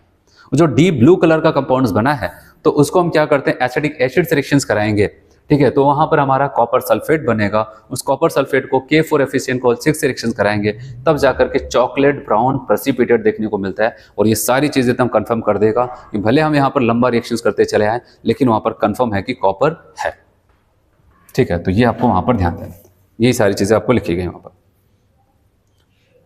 चलिए, आपने ग्रुप सेकंड की टेस्टिंग कर ली। ग्रुप सेकंड में कौन था वहां पर? Pb2+ और Cu2+, ठीक है। चलिए अब आते हैं नेक्स्ट, और नेक्स्ट हमारा यहां पर हो जाएगा एनालिसिस। हम ग्रुप थर्ड केटायन की बात करते हैं। सबसे पहले पता तो चले ग्रुप थर्ड में है कौन। थर्ड ग्रुप में याद रखना, यहां पर मैंने कहा था आलसी फकीर, ठीक है, ऐसे। अब मतलब थर्ड ग्रुप की बात करते हैं, यहां पर Al3+ एंड Fe3+, ये होगा, ठीक है। आलसी फकीर Al3+ और Fe3+ वहां पर प्रेजेंट होंगे। तो एनालिसिस ग्रुप थर्ड केटायन की अगर हम बात करते हैं तो ऐसा कुछ होगा। बताया गया if group second is absent, तो हम क्या करते हैं? ग्रुप थर्ड की तरफ बढ़ेंगे। Take original solution and add few drop of concentrate nitric acid and heat the oxides. अगर वहां पर ऑक्साइड्स हैं Fe2+ का, वो Fe3+ में बदल जाए। फिर कह रहे after cooling and small amount of solid ammonium chlorides. देखना यहां पर क्या यूज करते हैं? Solid ammonium chloride and excess of ammonium hydroxide solutions. याद रखना यहां पर, जैसे मैंने कहा रिएजेंट, ये तो इनके आयंस हो गए। रिएजेंट कौन सा? यहां पर बताया गया NH4Cl, और इनके साथ में होंगे NH4OH। और NH4OH याद रखना हम एक्सेस में लेकर के चलते हैं। कहां पर लेकर चलते हैं? एक्सेस में, ठीक है, शेक। और उसके बाद इन दोनों को हम सॉल्यूशंस में जो भी साल्ट दी उसमें मिलाएंगे। Solution and shake test tube till small amount of ammonia rise. उसको दोनों को इसमें डाल दिया, इनको डाला, फिर एक्सेस ऑफ NaOH को डालकर टेस्ट ट्यूब इसको हिलाते रहते, और तब तक हिलाते हैं जब तक वहां पर एक बदबूदार गैस अमोनिया ना निकलने लगे। और जब अमोनिया निकलने लगेगी, उसी के साथ साथ आपको एक चीज और देखने को मिलेगा, कह रहे हैं वहां पर ब्राउन या फिर व्हाइट प्रेसिपिटेट्स आपको देखने को मिलेगा। और अगर ऐसा हुआ तो indicate the presence of group third metal ion आपको मिल जाएगा। और ग्रुप थर्ड के जो मेटल्स आयन हैं या फिर कैटायंस हैं, वो किस रूप में प्रेसिपिटेट होंगे? पहला वाला तो क्लोराइड के रूप में, दूसरा वाला सल्फाइड के रूप में, और तीसरे वाले लोग ये किस रूप में प्रेसिपिटेट होंगे इनके साथ? अब बताओगे हाइड्रोक्साइड्स के रूप में। तो ये कहता है group third metal cation precipitate their hydroxides which dissolve dilute hydrochloric acid. जो कहां पर घुल जाएगा? Dilute hydrochloric acid due to formation of corresponding metal chlorides, ठीक है। तो मेटल क्लोराइड्स भी बना लेते हैं। अब जैसे अगर बात करते हैं किस रूप में प्रेसिपिटेट होगा? AlOH का होल थ्राइस। जैसे अगर कंफर्मेटरी टेस्ट फॉर एल्युमिनियम 3+ की बात करते हैं, देखो एल्युमिनियम 3+ जो प्रेसिपिटेट वो कैसा होता है? व्हाइट जिलेटिनस कल को हो सकता है आपसे कह दिया जाए फला ऐसा कहानी सुना है और उसमें कहे कि व्हाइट जिलेटिनस प्रेसिपिटेट, ये टर्म केवल यहीं पर यूज हुआ है, तो इसलिए याद रखना व्हाइट जिलेटिनस प्रेसिपिटेट की बात करते हैं। इनको अगर हम एक्सेस ऑफ NaOH से रिएक्शंस कराएंगे तो ये सोडियम एल्यूमिनेट बना करके सॉल्युबल हो जाते हैं। क्या हो जाते हैं? सॉल्युबल हो जाते हैं। ठीक है, अच्छा ये कैसे हमें पता चला? ये व्हाइट जिलेटिनस क्योंकि कहा गया कि हम जानते हैं कि एल्युमिनियम क्लोराइड की रिएक्शन जो हम बेस से करा देते हैं तो एल्युमिनियम हाइड्रोक्साइड का प्रेसिपिटेट बना देते हैं, वो कैसा हो जाता है? यही है व्हाइट जिलेटिनस। जब थोड़ा सा NH4OH डाल करके एल्युमिनियम क्लोराइड के साथ रिएक्शन कराते हैं तो ऐसे ही जिलेटिनस प्रेसिपिटेट मिलता है। और कहा गया लेकिन वही अगर एक्सेस में हम NaOH को डाल करके हीट करते हैं तो वो उसमें घुल भी जाता है। तो वही कहानी आपको यहाँ पर सुना रहे, इसका कंफर्म करना है तो याद रखना NH4OH से ही हमारा काम चल जाएगा, क्योंकि ये कहानी आपको पहले से बता रहे कि ऐसा हम इनका बिहेवियर जानते हैं। तो इसका मतलब यहाँ पर भी व्हाइट जिलेटिनस प्रेसिपिटेट बना है तो एल्युमिनियम का ही होगा, और इसको जब NaOH हम रिएक्शंस कराएंगे तो वहाँ पर वो सॉल्युबल हो जाता है, तो इसका मतलब कंफर्म है एल्युमिनियम का ही वहाँ पर आयन होगा।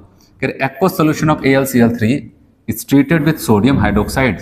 किसके साथ ट्रीट करते हैं? Sodium hydroxide. अब व्हाइट जिलेटिनस, याद रखना ये लाइन आपसे पूछो, white gelatinous precipitate of aluminium hydroxides is form which is soluble in excess of sodium hydroxide. जो किसमें सॉल्युबल हो जाएगा? Excess of NaOH solution due to formation of sodium aluminate. तो इनकी टेस्टिंग हो गई कि जो भी जिलेटिनस हमें मिला था उसमें NaOH एक्सेस में डाला, सॉल्युबल हुआ, कंफर्म। ठीक है, Al3+। अब Fe3+ को कैसे कंफर्म करते हैं? Fe3+ को हम कैसे कंफर्म करेंगे? Fe3+ कह रहे हैं फेरिक हाइड्रोक्साइड्स, क्योंकि हमें पता है ये किसमें प्रेसिपिटेट हुआ होगा? FeOH का होल थ्राइस में, इसी में। The reddish brown precipitate dissolve in hydrochloric acids and ferric chloride is formed. ठीक है, कहा गया कि याद रखना कि जो भी यहाँ पर प्रेसिपिटेट हमें मिला ये कैसा है? ब्राउन। ठीक है, आपको कह रहा है कि यहाँ पर ब्राउन प्रेसिपिटेट है, जबकि एल्युमिनियम का कैसा था भाई? वो हमारा जिलेटिनस, व्हाइट जिलेटिनस। FeOH का होल थ्राइस जो भी प्रेसिपिटेट बना था NH4OH NH4Cl की मदद से, अब देखो उनको एक काम करो, HCl से रिएक्शंस करा दो। तो HCl से रिएक्शन करते इनका क्या बना देता है? ये FeCl3, ये सॉल्युबल होगा। और मैंने आपको वही सेम कॉन्सेप्ट बताया, जो प्रेसिपिटेट है किसी ऐसे रिएक्शंस कराएंगे जैसे कि उनको सॉल्युबल कर दे, फिर वो जो सॉल्युबल वाला हिस्सा है उसी की ही टेस्टिंग करते हैं। जैसे अभी यहाँ पर आते हैं, कह रहे FeCl3 है, FeCl3 जो बना था कैसे बना था? जब FeOH का होल थ्राइस की रिएक्शन HCl से किए तो FeCl3 बना। कह रहे इसकी रिएक्शन काम करो पोटेशियम फेरोसाइनाइड से करा देते। किससे करा देते? Potassium ferrocyanide. जब FeCl3 पोटेशियम फेरोसाइनाइड से रिएक्शंस करेगा तो याद रखना यहाँ पर एक प्रोशियन ब्लू कलर आपको देखने को मिलता है, एक ब्लू कलर का सोल्यूशन देखने को मिलेगा, एक कॉम्प्लेक्स मिलेगा वहाँ पर, तो हम कहते हैं वो प्रोशियन ब्लू कलर। और इससे कंफर्म हो जाता है कि वहाँ पर Fe3+ वाला आयन प्रेजेंट था।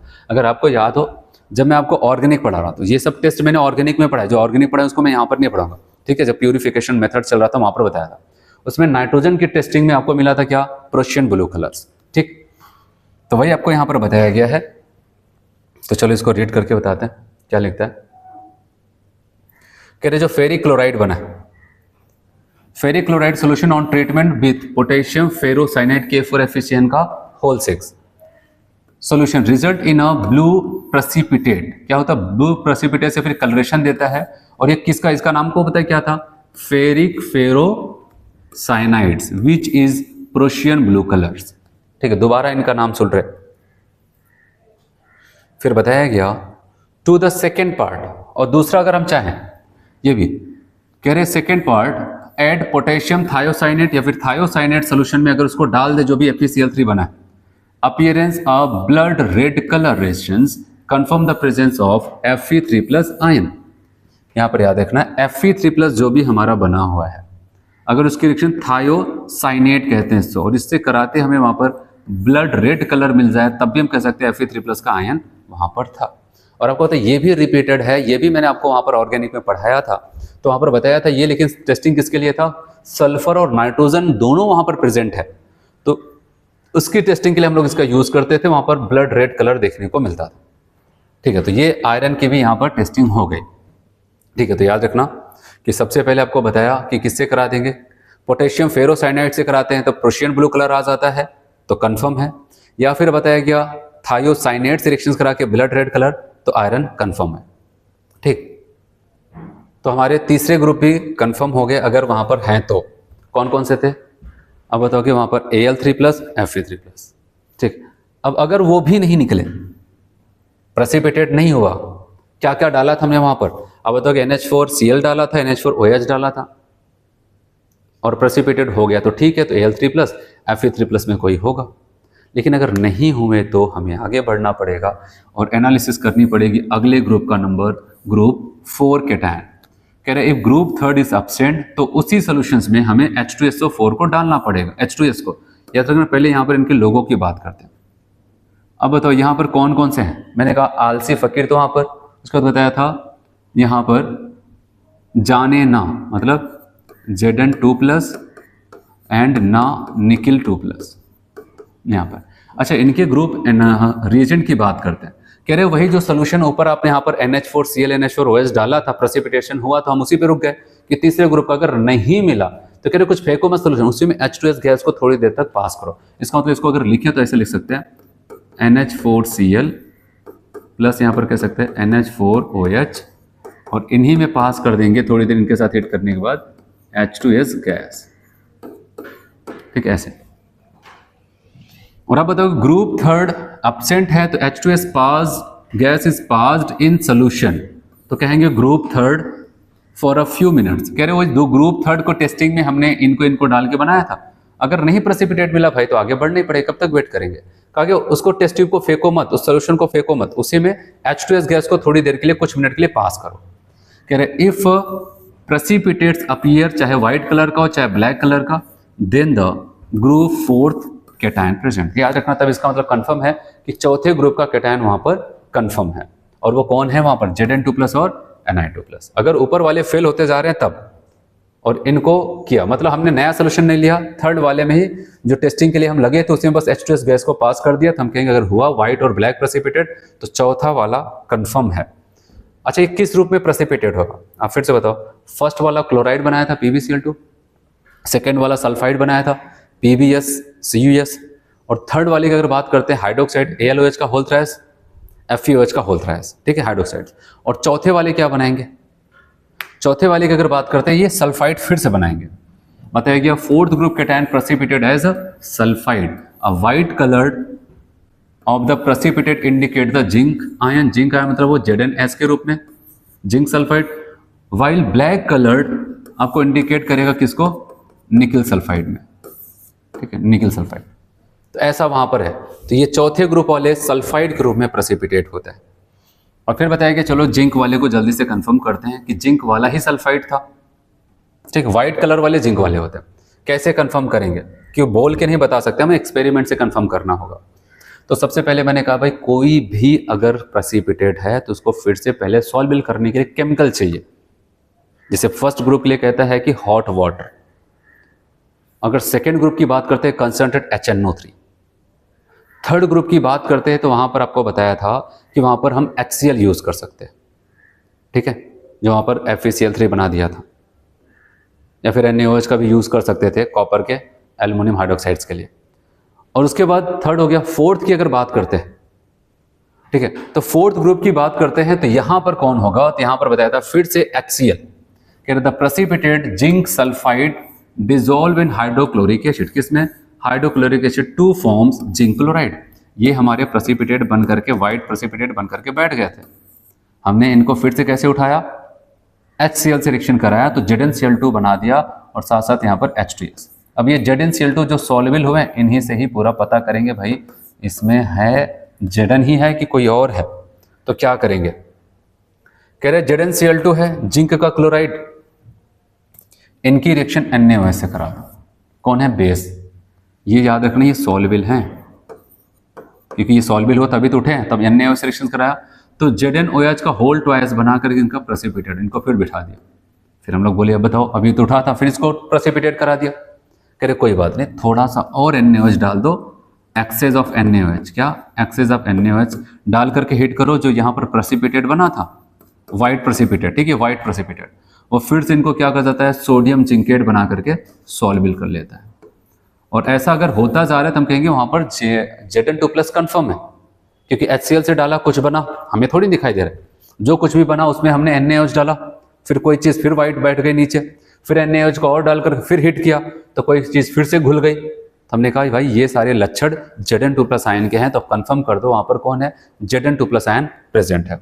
इसके बावजूद भी अगर आपको कह रहा है कि अगर आप देखना चाहते हैं तो आप ये भी कर सकते थे, जो भी ZnCl2 बन रहा है इसकी रिएक्शन K4FeCN का होल 6 से करा देते हैं, ठीक है, और इससे रिएक्शन करके, क्योंकि आपको पता है ये सॉल्वेबल था, ठीक है, क्योंकि ZnH से ही सॉल्वेबल हुआ, यहाँ पर ZnCl2 बना, तो ये सॉल्वेबल हुआ तो K4FeCN से कराया, तो यहाँ पर जिंक फेरोसाइनाइड का फॉर्मेशन हो जाता है, फिर से प्रेसिपिटेट बनाता है और ये कैसा हो जाएगा, वाइट प्रेसिपिटेट।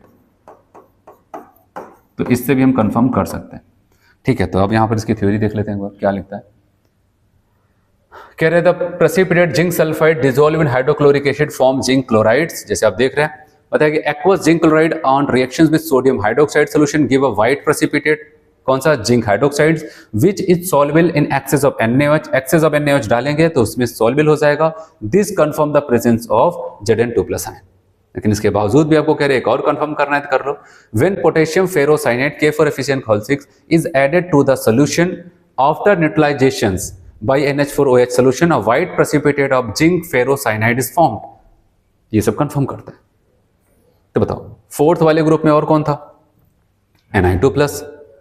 तो कहा गया कि Zn2+ की कहानी तो हो गई, जिंक सल्फाइड था, HCl डाला, और अब बताया गया तो निकिल सल्फाइड भी तो प्रेसिपिटेट बनाया है भाई, इनको कौन उठाने वाला है।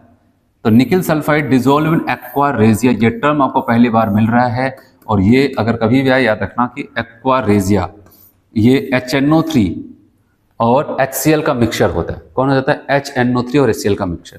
जब हमने कहा कि केवल HNO3 में घुल जाओ, नहीं घुलेगा, केवल HCl में घुल जाओ, नहीं, हमने कहा काम तो दोनों को मिला के डालते हैं। जब दोनों को मिला के डालते हैं तो ये घुल करके क्या बना लेता है, निकिल का क्लोराइड।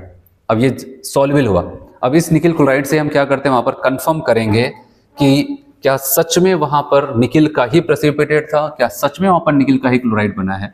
तो उसमें क्या डालेंगे, बहुत इंपॉर्टेंट चीज़, कह रहे व्हेन डाईमेथाइल ग्लाइऑक्साइम, इसको कहते हैं DMG, ये नाम आएगा तुरंत आपका ध्यान जाना चाहिए कि ये तो प्रैक्टिकल का टॉपिक DMG बोल रहा है, तुरंत निकिल पे जाना। When dimethyl glyoxime is added to the aqueous solution of nickel chloride, aqueous solution of nickel chlorides and is made alkalines by adding NH4OH solution, a brilliant red precipitate is obtained। याद रखना यहाँ पर आपको ये कह रहे जब NH4OH में डालेंगे तो एक ब्रिलियंट रेड प्रेसिपिटेट मिलेगा। तो जो भी निकिल क्लोराइड है इसकी रिएक्शन थोड़ा सा बेस डाल करके उसकी रिएक्शन DMG से कराएंगे। DMG एक बाइडेंटेड लिगेंड से इनके साथ एक कॉम्प्लेक्स कंपाउंड्स बनाएगा, वो कॉम्प्लेक्स कंपाउंड ब्रिलियंट बहुत ही अच्छे रेड कलर का दिखाई देगा, ऐसा टर्म आपको देगा brilliant red colour, DMG, aqua regia. तो निकिल टेस्टिंग में 3 वर्ड हैं, ये तीनों वर्ड पे कहानी आपको इसे बनाएगा। तो यहाँ पर इनका यूज करें, एक्वा रेजिया में इनका सल्फाइड जो था प्रेसिपिटेट था निकिल का, वो डिसॉल्व हुआ DMG के साथ इन प्रेजेंस ऑफ NH4OH। अब बताओ कि ये क्या ब्रिलियंट रेड कलर देता है, वो कुछ ऐसे अगर हम यहाँ पर देखें तो ऐसा कुछ कॉम्प्लेक्स बनाएगा। तो अब बताओगे NiCl2, थोड़ा सा बेसिक मीडियम की जरूरत पड़ती थी, ये हमारा DMG है। अब देख रहे हैं निकिल के साथ यहाँ पर Ni, निकिल के साथ ये यहाँ पर 1 और यहाँ पर ये 2, ये क्या करते हैं बाइडेंटेड है, 2 बॉन्ड ऐसे बना करके यहाँ पर क्या करते हैं, एक रेड कलर का ब्रिलियंट रेड कलर, ठीक है, बनाते हैं कॉम्प्लेक्स। तो निकिल की टेस्टिंग हो जाती है, ठीक है। तो एक एक करके सबको आपको ध्यान देना वहां पर। मान लेते हैं कि वहां पर, ठीक है, मान लेते हैं वहां पर क्या हो जाता है कि हमने उसको डाल दिया, H2S को डाला, पहले तो आपको पता है NH4Cl NH4OH डाला, प्रेसिपिटेट बन गया होता तो तीसरा ग्रुप हो जाता, और प्रेसिपिटेट नहीं बना तो उसमें H2S4 डाल करके अगर प्रेसिपिटेट बना तो चौथा ग्रुप हो जाता। अगर उसके बाद भी नहीं बना, उनके सारे टेस्ट ट्यूब को हटाओ, एक नया टेस्ट ट्यूब लाओ, ठीक है। अब 5वें ग्रुप का नंबर लगाते हैं। तो अब याद रखना, जो 5वें ग्रुप की बात करते हैं उनकी एनालिसिस करेंगे तो हम सबसे पहले यहाँ पर जो केटायन है उसके नाम लिखते हैं। मैंने कहा था कि बेकार मरेंगे, ठीक है, बेकार, बेकार मतलब Ba2+ एंड Ca2+। रिएजेंट याद रखना, रिएजेंट यहाँ पर, अब बताओ कि यहाँ पर NH4Cl रहेगा, NH4OH रहेगा, NH4OH हम ज़्यादा एक्सेस में यूज़ करते हैं, ठीक है, और इसी के साथ इन दोनों को डाल करके हिट करते हैं। बस थोड़ी देर बाद एक लोग और बुलाते हैं, नाम है अमोनियम का कार्बोनेट, ठीक है। ये 3 लोग यहाँ पर, अगर इन तीनों लोगों को डाला वहाँ पर सिक्वेंसली, तो बताओ कि Ba2+ और Ca2+ के कैटायन दिखेंगे, उसको बिठा देगा, प्रेसिपिटेट कर देगा। तो ये बताया गया, if group 4th cation is absent then take original solution and add a small amount of क्या, NH4Cl, excess of NaOH solution followed by, उसके बाद हम क्या करेंगे, सॉलिड अमोनियम कार्बोनेट NH4 का होल ट्वाइस CO3।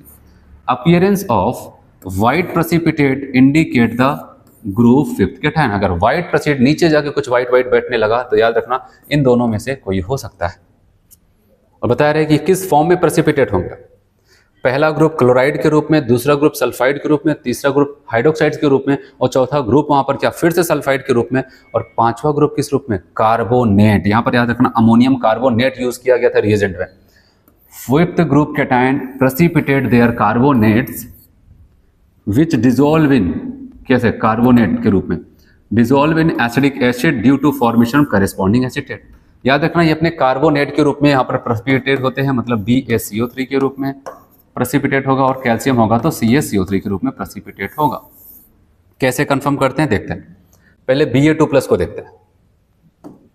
Ba2+ को जब देखते हैं तो यहाँ पर बताया गया confirmatory test for barium ion Ba2+, बताया गया precipitate BaCO3 on treatment with acetic acid. याद रखना बेरियम का चाहे कार्बोनेट हो चाहे कैल्शियम कार्बोनेट, ये तो प्रेसिपिटेट हो चुका है, नीचे बैठ चुका है ना अपने रीजन की वजह से।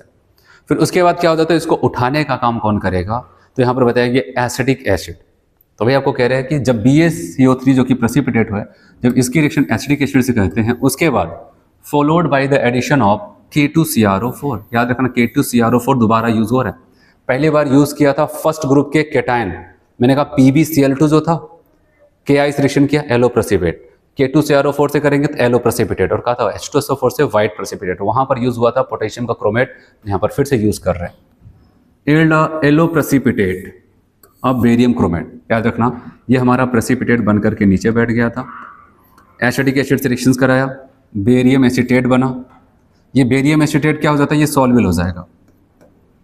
लेकिन सच में क्या बेरियम का ही एसीटेट बना, कह रहे इसकी रिएक्शन एक काम करो K2CrO4 पोटेशियम क्रोमेट से करा दो, और पोटेशियम क्रोमेट से करते ही अगर आपको यहाँ पर कह रहे बेरियम क्रोमेट का, ये इनका नाम यहाँ पर, ठीक है, यहाँ नीचे इधर आ गया एलो प्रेसिपिटेट, अगर आपको देखने को मिला तुरंत बता देना सच में वहां पर बेरियम क्रोमेट बना था, और यहाँ पर कोई और ने बेरियम एसीटेट ही था, और ये बेरियम एसीटेट है तो इसका मतलब यहाँ पर ये BaCO3 ही था, BaCO3 था।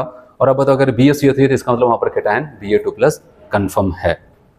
और फ्लेम टेस्ट होता है जब उसको हम जलाते हैं बंसन बर्नर फ्लेम पे, तो याद रखना इनका कलर आता तो कौन सा कलर, एप्पल ग्रीन। याद रखना है बेरियम का क्या हो जाएगा कलर, एप्पल ग्रीन कलर का फ्लेम टेस्ट देता है वो। फिर हम आते हैं यहाँ पर Ca2+ कैल्शियम पे, और कैल्शियम के पास जब आते हैं तो कंफर्मेटरी टेस्ट जब कैल्शियम का करते हैं, बताइए group 5th precipitate is dissolve in acidic acid. ये भी कहता है कि जो भी यहाँ पर कैल्शियम कार्बोनेट बना हुआ है वो एसिडिक एसिड में डिजोल्व होगा, which in then related with ammonium oxalate. फिर उसकी रिएक्शन किससे कराते हैं, ammonium oxalate, a white precipitate observe, तब कंफर्म करेगा भाई Ca2+ कंफर्म है। देखो ये भी प्रेसिपिटेट था, और ये भी बेरियम कार्बोनेट की तरह कैल्शियम कार्बोनेट भी एसिडिक एसिड में घुल जाता है, ये सॉल्वेबल। लेकिन अब ये सॉल्वेबल तो हुआ, इसकी रिएक्शन करे अमोनियम ऑक्जेलेट। याद रखना NH4 का उल्टा C2O4, अमोनियम ऑक्जेलेट में कराते हैं तो व्हाइट प्रेसिपिटेट बनता है, इसको कहते हैं कैल्शियम ऑक्जेलेट। किसमें, कैल्शियम ऑक्जेलेट बन जाता है, ठीक है। फिर बताया गया फ्लेम टेस्ट, कह रहे calcium impart brick red colour, क्या रखने लगता है, brick red colour to the flame, brick red colour ये देना शुरू कर देता। और सबसे लास्ट अगर बात करते हैं कि मान लेते हैं कि 5th ग्रुप भी नहीं था, तो हम क्या करेंगे यहाँ पर एनालिसिस ऑफ ग्रुप 6 कैटायन, कहेंगे इफ ग्रुप 5th एब्सेंट, तो उसके बाद बताओगे एब्सेंट देन परफॉर्म किसको, MgCO3 को, Mg लास्ट वाला आपको बताया 6 नंबर का जो ग्रुप है हमारा Mg2+ आयन है। अब उसी को कंफर्म करते हैं यहाँ पर, क्योंकि अगर ये सब नहीं है तो हम बताएंगे वही होगा। और याद रखना Mg जो हमारा हो जाता है कार्बोनेट के रूप में होता है, और कार्बोनेट थोड़ा बहुत टूटेगा Mg2+ प्लस CO3 के रूप में। लेकिन यहाँ पर अच्छे से Mg2+ निकले, उसके लिए हम क्या करते हैं, यहीं पर बताया गया हम क्या करते हैं अमोनियम 60 यूज कर लेते हैं, और जो अमोनियम साल्ट बनेगा वो अमोनियम आयन और इनका कार्बोनेट पकड़ पकड़ के अमोनिया और बाई कार्बोनेट बनाएगा। और आपको पता है जैसे जैसे ये हटता जाएगा, कि किसको कौन हटाएगा, अमोनियम का साल्ट, तो ये टूटता जाएगा क्योंकि प्रोडक्ट अगर हट रहा है तो डिसोसिएशन बढ़ जाता है। वही आपको कहते हैं group fifth is absent, then solution में कंटेन मैग्नीशियम का carbonate which is soluble in water in the presence of ammonium salt because the equilibrium shifted towards the right hand side। इसलिए हम वहां पर अमोनियम साल्ट यूज करते हैं जिससे कि इक्विलिब्रियम आगे की तरफ बढ़ती जाए। फिर यहां पर आते हैं, लिखता बहुत कुछ है, आप यहां पर डायरेक्ट इसको देखो। अब बचा हमारा Mg2+, शायद Mg2+ ही है कि नहीं है, तो उसके लिए बताया गया sodium di sodium hydrogen phosphate use करते हैं। और इसको जब यूज करते हैं, अगर व्हाइट प्रेसिपिटेट टेस्ट ट्यूब में आपको ऐसा लगता है कोई स्क्रैच मार दिया, ठीक, इस टाइप का व्हाइट प्रेसिपिटेट वहां पर देखने को मिलता है, तो याद रखना तब तुरंत कह देना वहां पर Mg2+ पाया जा चुका है। वही है क्योंकि वो Na2HPO4 के साथ डाई सोडियम हाइड्रोजन फास्फेट के साथ मैग्नीशियम अमोनियम फास्फेट बना चुका है व्हाइट प्रेसिपिटेट। तो यहां पर वही लिखता है, इसको मैं पढ़ के एक बार सुना देता हूं। The concentration carbonate ion required to produce a precipitate is not sufficient to given solution. हम चाहेंगे कि अमोनियम का जो क्लोराइड या फिर कोई भी साल्ट यूज करता है वो कार्बोनेट को हटा दे। अब आते हैं यहां से main line, disodium hydrogen phosphate इनकी बात कर रहा है। Solution added and the inner wall of the test tube, test tube की जो इनर वॉल है इस स्क्रैच्ड, वहां पर आपको ऐसा लगता है कोई ऐसे वहां पर स्क्रैच कर दिया अंदर साइड से, with a glass rod appearance of white crystals precipitate of magnesium ammonium phosphate confirm the presence of Mg2+ ion. ठीक है, ऐसा कुछ यहां पर हो सकता। ठीक है, देखो ये यहां तक जो थे आपको वो वहां पर कैटायनिक रेडिकल्स थे, लेकिन अभी मैंने कहा था वहां पर हमें एनायनिक रेडिकल्स को भी बताना है जो एसिड वाले हिस्से थे। तो कैटायनिक रेडिकल में 0 से लेकर के 6 तक, 0 1 2 3 4 5 6 यहां पर थे, किसमें कौन सा कैटायन था वो आपको ध्यान देना था, कौन सा रिएजेंट था और किसको कैसे कंफर्म करते थे, कौन सा, जैसे जो रिएजेंट अपने ग्रुप के कैटायन को प्रेसिपिटेट करेगा तो उसके जस्ट बाद हमें वहां पर किसी न किसी एक केमिकल्स की जरूरत पड़ती थी जो उसको सॉल्विल करे। जब वो सॉल्विल हो जाएगा तब उनकी 1-2 टेस्टिंग करके कंफर्म करते थे कि वही कैटायन है कि नहीं। तो वो सारी बातें आपको ध्यान देना था। अब हम लोग आते हैं यहाँ पर डिटेक्शन ऑफ एसिडिक रेडिकल, जिसको हम कहते हैं anions. The acid radical are divided into 3 categories. हम इसको 3 कैटेगरी में बांट करके पढ़ेंगे जिससे कि हमारे लिए पढ़ना आसान हो जाए।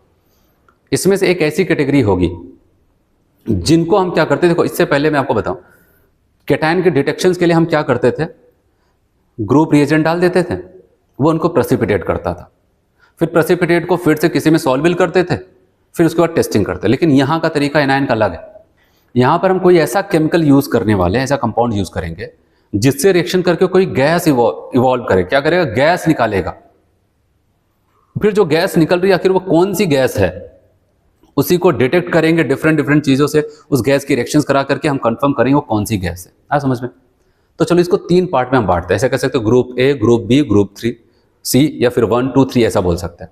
फर्स्ट ग्रुप की जो बात है यहाँ पर जो एनायन की, इसकी खास बात यह है ये डाइल्यूट H2SO4 से ही रिएक्शन करके गैस इवॉल्व करने लगते हैं। जो भी अगर कोई भी ऐसा एनायन होगा जो डाइल्यूट H2SO4 से रिएक्शंस करके ही क्या करता है, वहां पर डाइल्यूट H2SO4 से रिएक्शंस करके गैस इवॉल्व करने लगा, तो समझ लेना कहीं और जाने की जरूरत नहीं, ये पहले ग्रुप वाले लोग हैं। अच्छा, कुछ ऐसे लोग हैं जो डाइल्यूट H2SO4 से नहीं कहते, कंसंट्रेट H2SO4 डालो, कंसंट्रेट H2SO4 डालो और स्ट्रॉन्ग हीटिंग करो तब गैस निकालते हैं। इसका मतलब है सेकेंड ग्रुप वाले हैं, दूसरे या फिर ग्रुप बी वाले।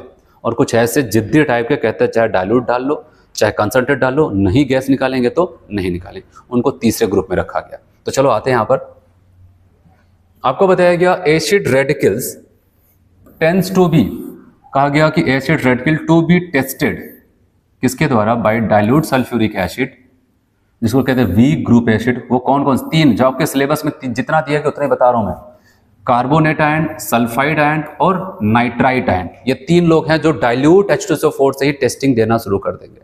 दूसरा, radicals to be tested with concentrate sulphuric acid on strong heating.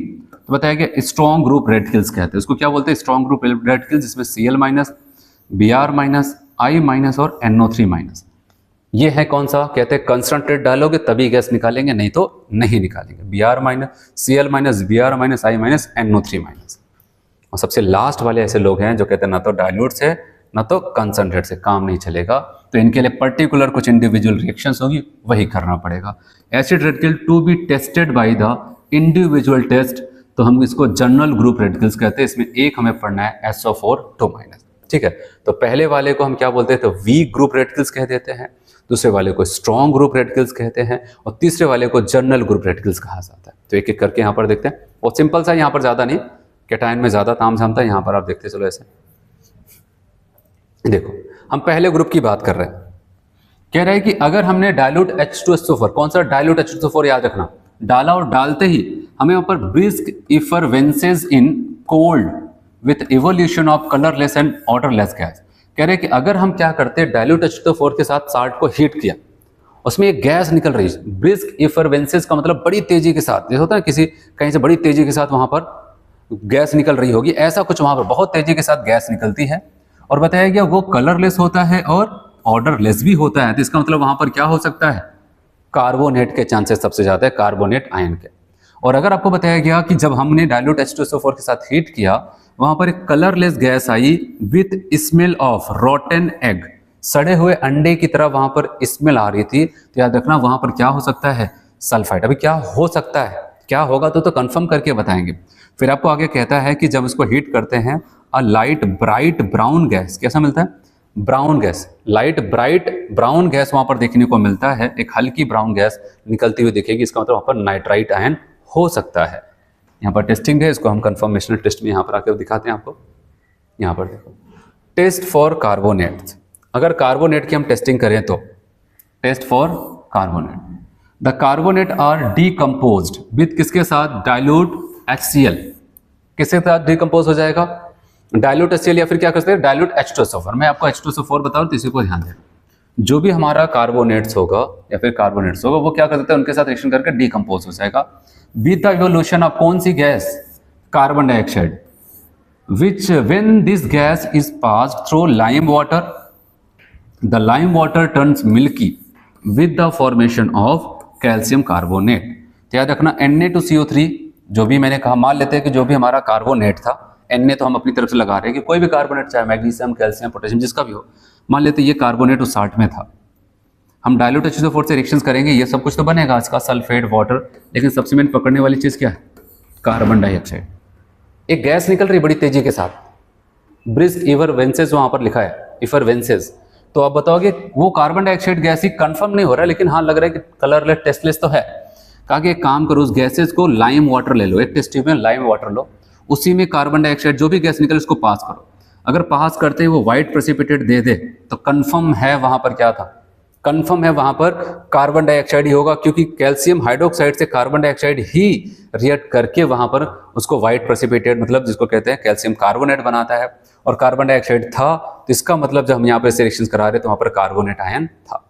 ठीक है, तब भी आपको कह रहे हैं कि ये जो व्हाइट प्रेसिपिटेट बना है ना, आप एक काम करो, वहां पर थोड़ा सा और कार्बन डाइऑक्साइड, कैल्शियम कार्बोनेट तो बना था पहले प्रेसिपिटेट, कह रहे इसी पे और ज्यादा कार्बन डाइऑक्साइड रिएक्ट कराते जाओ, एक समय आएगा ये जो व्हाइट प्रेसिपिटेट था ये फिर से कलरलेस होकर के सॉल्युबल हो जाएगा, क्योंकि अब वो क्या बना लेगा, कैल्शियम कार्बोनेट से कैल्शियम बाई कार्बोनेट या फिर कैल्शियम हाइड्रोजन कार्बोनेट से बना लेता है। ठीक है, वही आपको लिखता है, एक बार पढ़ के सुनाता हूँ। यहाँ तो आपको बताया यहाँ पर, however if the CO2 gas is passed in excess, अगर एक्सेस में कार्बन डाइऑक्साइड को हम पास किए जा रहे हैं, the milky solution becomes colourless due to the formation of soluble calcium bicarbonates, बना करके वो कलरलेस हो जाता है। फिर आते हैं यहाँ पर जो कहा गया था, अगर रॉटन एग लाइक स्मेल आ रही है तो हम कहेंगे भाई सल्फाइड आयन हो सकता है, उसकी तरफ बढ़ते हैं। और इन सब के लिए डाइल्यूट H2SO4 जिम्मेदार है। कहा गया dilute H2SO4 decompose sulphide salt to the H2S gas. अगर सल्फाइड साल्ट है तो उसको H2S गैस में उड़ाने लगेगा, और उसकी स्मेल कैसी हो जाती है, रॉटन एग। जैसे मान लेते हैं वहां पर जो भी सल्फाइड साल्ट था, सोडियम का था, उसके H2SO4 से रिएक्शंस कराएंगे तो कहेंगे Na2SO4 और कौन सी गैस निकल रही, H2S गैस निकल रही, कौन सा, हाइड्रोजन सल्फाइड गैस इवॉल्व हो रही है। फिर बताएंगे on exposure to this gas, और जैसे इस गैस के एक्सपोजर में आते हैं तो यहाँ पर क्या हो जाएगा, द लेड एसीटेट, जैसे लेड एसीटेट या फिर लेड एसीटेट का पेपर आता है, वो क्या कर जाता है, जैसे इस गैस से मिलेगा वो ब्लैक कलर का हो जाता है, turn black due to the formation of lead sulphide. अगर आप यहाँ पर देखें तो आपको यही कहता है कि जैसे ही यहाँ पर अगर हम ध्यान देंगे लेड, ठीक है, एसीटेट का एक पेपर आता है। जो भी गैस वहां पर, जो भी अंडे की जैसे स्मेल आ रही थी सड़े हुए अंडे की, इस गैस को इसी के ऊपर जो भी पेपर है उसी के ऊपर से रख देते हैं, और रखते पता चल रहा है वो क्या कर रहा है, ब्लैक होता चला जा रहा है। तुरंत समझ लेंगे भाई ब्लैक प्रेसिपिटेट है, इसका मतलब सल्फाइड कंफर्म है। अब ज्यादा कुछ मत करो, कंफर्म है सल्फाइड है ये, ठीक। और तीसरा आपको यहां पर बताता है, क्योंकि पहले ग्रुप में मैंने आपको बताया था कार्बोनेट, सल्फाइड और नाइट्राइट। इनसे मैंने कहा गैस जो निकलती है लगभग क्या निकलती थी, ब्राउन, ठीक है, लाइट ब्राउन कलर की गैस आती थी। When a nitride is treated with dilute H2SO4, it yield a colorless nitric oxide gas. क्या देता है, colorless nitric oxide gas, which in contact with oxygen, और वो क्या हो जाता है, जो नाइट्रिक ऑक्साइड गैस निकलता है, नाइट्रिक ऑक्साइड जिसको हम कहते हैं यहाँ पर NO, ये गैस जैसे वहां पर टेस्ट ट्यूब से बाहर निकलेगी तो बाहर तो ऑक्सीजन है ही, तो ऑक्सीजन के कांटेक्ट में आती है, in the air becomes brown. अब वो कैसा कलर बनाने लगता है, brown, due to the formation nitrogen dioxide, अब वो NO2 बना लेता है, ठीक है। ये तो ये आपको कह रहा है कि NaNO2 H2SO4 से जब रिएक्शन किया, कैसा H2SO4 डाइल्यूट, तो यहाँ पर याद रखना ये नाइट्रस एसिड देता है। क्या लेता है, नाइट्रस एसिड, और नाइट्रस एसिड बनते ही +3 आपको बताया था नाइट्रोजन फैमिली में, ये क्या हो जाएगा, नाइट्रिक ऑक्साइड और नाइट्रिक एसिड में चला जाएगा, ठीक है। ये अपने आप को डिसप्रोपोर्शनेट कर लेता है, देख रहे हैं, 3 से 2 फिर 5, फिर NO जो बना हुआ है ये ऑक्सीजन से रिएक्शन करता है, क्योंकि टेस्ट ट्यूब से जो गैस निकल रही है वो उसको ऑक्सीजन मिलेगा, उस ऑक्सीजन से रिएक्शन करके NO2 बना लेगा, और वही ब्राउन कलर की गैस में बाहर निकल रहा है। ऐसा हुआ तो हम तुरंत कह देंगे भाई वहां पर नाइट्राइड आयन ही रहा होगा। लेकिन और कंफर्म करना है तो आपको यहां पर कुछ और कंफर्मेशन की बात करता है। कह रहे वो जो गैस निकल रही थी बाहर टेस्ट ट्यूब से, जो थोड़ी देर बाद ब्राउन हो जाती थी, अगर उसको हम पास करते हैं एक्वस फेरस सल्फेट, कह रहे on passing gas in dilute ferrous sulphate solution brown coloured complex salt is formed. कह रहे अगर उसको हम क्या करते हैं, यहाँ पर FeSO4.7H2 पे पास करते हैं तो ये ब्राउन कलर का एक कॉम्प्लेक्स बन जाता है, FeH2 का होल 5 NOSO4 बन के तैयार हो जाता है। तब भी हम बता सकते हैं ये जो गैस निकल रही थी ये फेरस सल्फेट से ब्राउन कलर का कंपाउंड्स बनाने लगता है, तब भी कहते हैं कि भाई वो नाइट्राइट आयन ही है। और इसके बावजूद भी तो आपको एक और आपको लास्ट आपको बताता है यहाँ पर, when a mixture of iodide nitride is acted upon the dilute H2SO4, the iodine is developed decomposed giving to violet vapors। देखो यहाँ पर आयोडीन का कह रहे मान लेते वहां पर ये तो हमारा था ही, क्योंकि मैंने कहा अगर नाइट्राइट है तो कोई न कोई साल्ट होगा, मान लेते सोडियम नाइट्राइट ही रहा हो तो H2SO4 से रिएक्शन करके ये तो बन रहा है। दूसरी तरफ कह रहे हैं उसी में काम करो, Ki को भी डाल दो, पोटेशियम आयोडाइड कहते हैं, तो H2SO4 इनको तो यहाँ तक पहुंचा ही रहा है और खुद इनको HI में पहुंचा देगा। किसमें HI, अब यहाँ से H2SO4 ने इनको यहाँ पर पहुंचाया और Ki को यहाँ पर, अब ये दोनों मिल करके वहां पर क्या करते हैं, एक वायलेट वेपर देंगे। क्या देंगे यहाँ पर, वायलेट कलर का एक वेपर निकलेगी। कैसे, आप देख रहे हैं यहाँ पर NaHNO2 और HI रिएक्शंस करता है, H2O प्लस I2O और 2HI, ये H2O आप देख रहे हैं, यही वायलेट वेपर बनाता है। तो इससे कंफर्म हो जाता है भाई वहां पर नाइट्राइट आयन था, ठीक है। तो 3 आयन आपके ग्रुप ए में थे, कौन कौन थे, कार्बोनेट, ठीक है, उसके बाद सल्फाइड्स, उसके बाद नाइट्राइट। अब आते हैं ग्रुप बी, जिसको स्ट्रॉन्ग ग्रुप के नाम से भी जाना जाता है। इसमें क्या होगा, इसमें टोटल हमें जो पढ़ने हैं उसमें 4 लोग हैं, क्लोराइड, ब्रोमाइड, आयोडाइड और नाइट्रेट। तो याद रखना यहां पर क्या हो जाता है कि, और ये सब किसकी मदद से होंगे, कंसंट्रेट H2SO4, कंसंट्रेट H2SO4 की मदद से होगा। कहा गया जब कंसंट्रेट H2SO4 हम डालते हैं, ठीक है, मान लेते जो भी साल्ट हमें लैब में मिला, हमें उसमें कंसंट्रेट H2SO4 डाल के लंबे समय तक हीट करते हैं हाई टेम्परेचर पे, तो पता चलता है यह कलरलेस एलोविस ग्रीन गैस, कलरलेस और येलो ग्रीन कलर की है, लेकिन वहां पर बड़ी पंजेंट स्मेल और सफोकेटिंग स्मेल है, मतलब ऐसा वहां पर सांस लेना मुश्किल होने लगता है, इस टाइप की गैस निकल रही है। तो वहां पर हम ऐसा कह सकते हैं भाई क्लोराइड हो सकता है, होगा कि नहीं पता नहीं, लेकिन हो सकता है। और अगर हमने हीट किया वहां पर ब्राउन कलर की गैस निकली, वो भी पंजेंट और सफोकेटिंग है, तो ब्रोमाइड हो सकता है। ऐसे अगर बात करते हैं आयोड वायलेट वेपर है, क्या है, वायलेट कलर की वेपर आ रही है with pungent and suffocating smell, ठीक है, वायलेट कलर की एक वेपर निकल रही है तो वहां पर बड़ी पंजेंट और सफोकेटिंग स्मेल है, तो बताओ आयोडाइड हो सकता है। कह रहा brown gas with pungent suffocating smell, तो वहां पर नाइट्रेट हो सकता है। देखो ये सेम लाइन दोनों में लिखा है, लेकिन ऐसा नहीं कि अब दोनों में से, भाई इसको अभी इतने से हम थोड़ी नहीं बता सकते, ऐसा कुछ होगा इनका अनुमान लगा सकते हैं, लेकिन सच में है कि नहीं उसके लिए हम टेस्टिंग करेंगे। ठीक है, तो उसके लिए यहाँ पर कंफर्मेटरी टेस्ट करते हैं। सबसे पहले क्लोरीन की बात करें तो क्लोरीन में काफ़ी रिएक्शन लिखाता है, लेकिन सब सिंपल सा है। देखो, टेस्ट फॉर क्लोराइड, तो यहाँ पर आपको याद रखना है, जो अगर मान लेते हमारा जो भी क्लोराइड आयन है, जो भी 60 में क्लोराइड आयन है, वो NaCl ही होगा, मान लेते हैं ऐसे। तो कंसंट्रेट H2SO4 से रिएक्शन करेंगे तो सबसे पहले किसको बनाएगा? HCl गैस को। क्या निकालने लगता है? HCl। और HCl गैस की अगर बात करते हो, सच में वो HCl ही है, तो हम क्या कर सकते हैं? ठीक है, जैसे गैस तो निकल रही है, मैंने हम 60 लिया, वहां पर कोई सफोकेटिंग, वहां पर आप ऐसे कह सकते कोई गैस निकल रही थी, सफोकेटिंग अभी नहीं, वहां पर कोई गैस निकल रही थी, लेकिन वो कौन है? कलरलेस गैस थी। क्या सच में HCl है? कहा कि उसको कंफर्म करो, जैसे कि मैंने कहा कि ये फिर से रिएक्शन शुरू से NaCl जो हमें 60 दिया था लैब में, हमने कंसंट्रेट H2SO4 के साथ हीट किया, तो यहाँ पर HCl निकला। सच में HCl ही निकल रहा है? पता नहीं। तो कह रहा है कि जो भी निकल रही गैस उसको MnO2 से, मैग्नीज डाइऑक्साइड, जो कि एक ऑक्सीडाइजिंग एजेंट होता है, इससे रिएक्शंस कराते हैं। वो HCl से रिएक्शंस करके क्या बनाता है? Cl2 gas. और यही क्या हो जाता है? एलोविस ग्रीन सफोकेटिंग गैस होती है। ठीक है, ऐसे गैस निकलते हैं, हम तुरंत बता देंगे भाई वहां पर Cl2 ही, क्लोराइड आयन ही, क्लोरीन गैस इवॉल्व हो रही है, इसका मतलब क्लोराइड आयन ही वहां पर कंफर्म है। ठीक है, फिर अगर आपको और लगता है जो HCl गैस निकला है H2SO4 से, उसी की टेस्टिंग करेंगे। कह रहे अगर एक काम करो, जो भी गैस निकल रहे हैं वहां पर H2SO4 के साथ हीट करने पर HCl निकल रहे हैं, उसकी रिएक्शन NH4OH से करा दो। किससे? NH4OH। और NH4OH से कराते अगर व्हाइट फ्यूम्स आपको देखने को मिले, तुरंत समझ लेना वहां पर HCl था, और HCl है तो क्लोरीन था, और क्लोरीन है तो वहां पर क्लोराइड आयन है। तो NH4Cl आपको पता होना चाहिए व्हाइट फ्यूम होता है। जब 0 ग्रुप की टेस्टिंग कर रहे थे, मैंने कहा जो अमोनिया गैस निकल रही, उसी के मुहाने पर वहां पर थोड़ा सा HCl डालो तो व्हाइट फ्यूम्स हो जाती थी, व्हाइट कलर की फ्यूम्स बन जाती थी। तो इसका वो वहां पर कौन सा? NH4Cl ही तो बनता था, यहाँ पर भी NH4Cl क्या हो जाता है? White fumes. तो ये सब के सब कंफर्म कर रहे हैं क्या? वहां पर क्लोराइड आयन प्रेजेंट है। इसके अलावा आपको ये पता होना चाहिए कि AgNO3 के बारे में कौन नहीं जानता। ठीक है, सिल्वर नाइट्रेट, कहीं पर भी अगर हैलोजन दिखाई देता है तो उसके हैलोजन को छीन करके AgX बना देता। बस कॉम्प्लेक्स कंपाउंड में जो कोऑर्डिनेशन बॉन्ड से जुड़ जाते हैं सेंट्रल मेटल से, उनको नहीं छीन पाता था।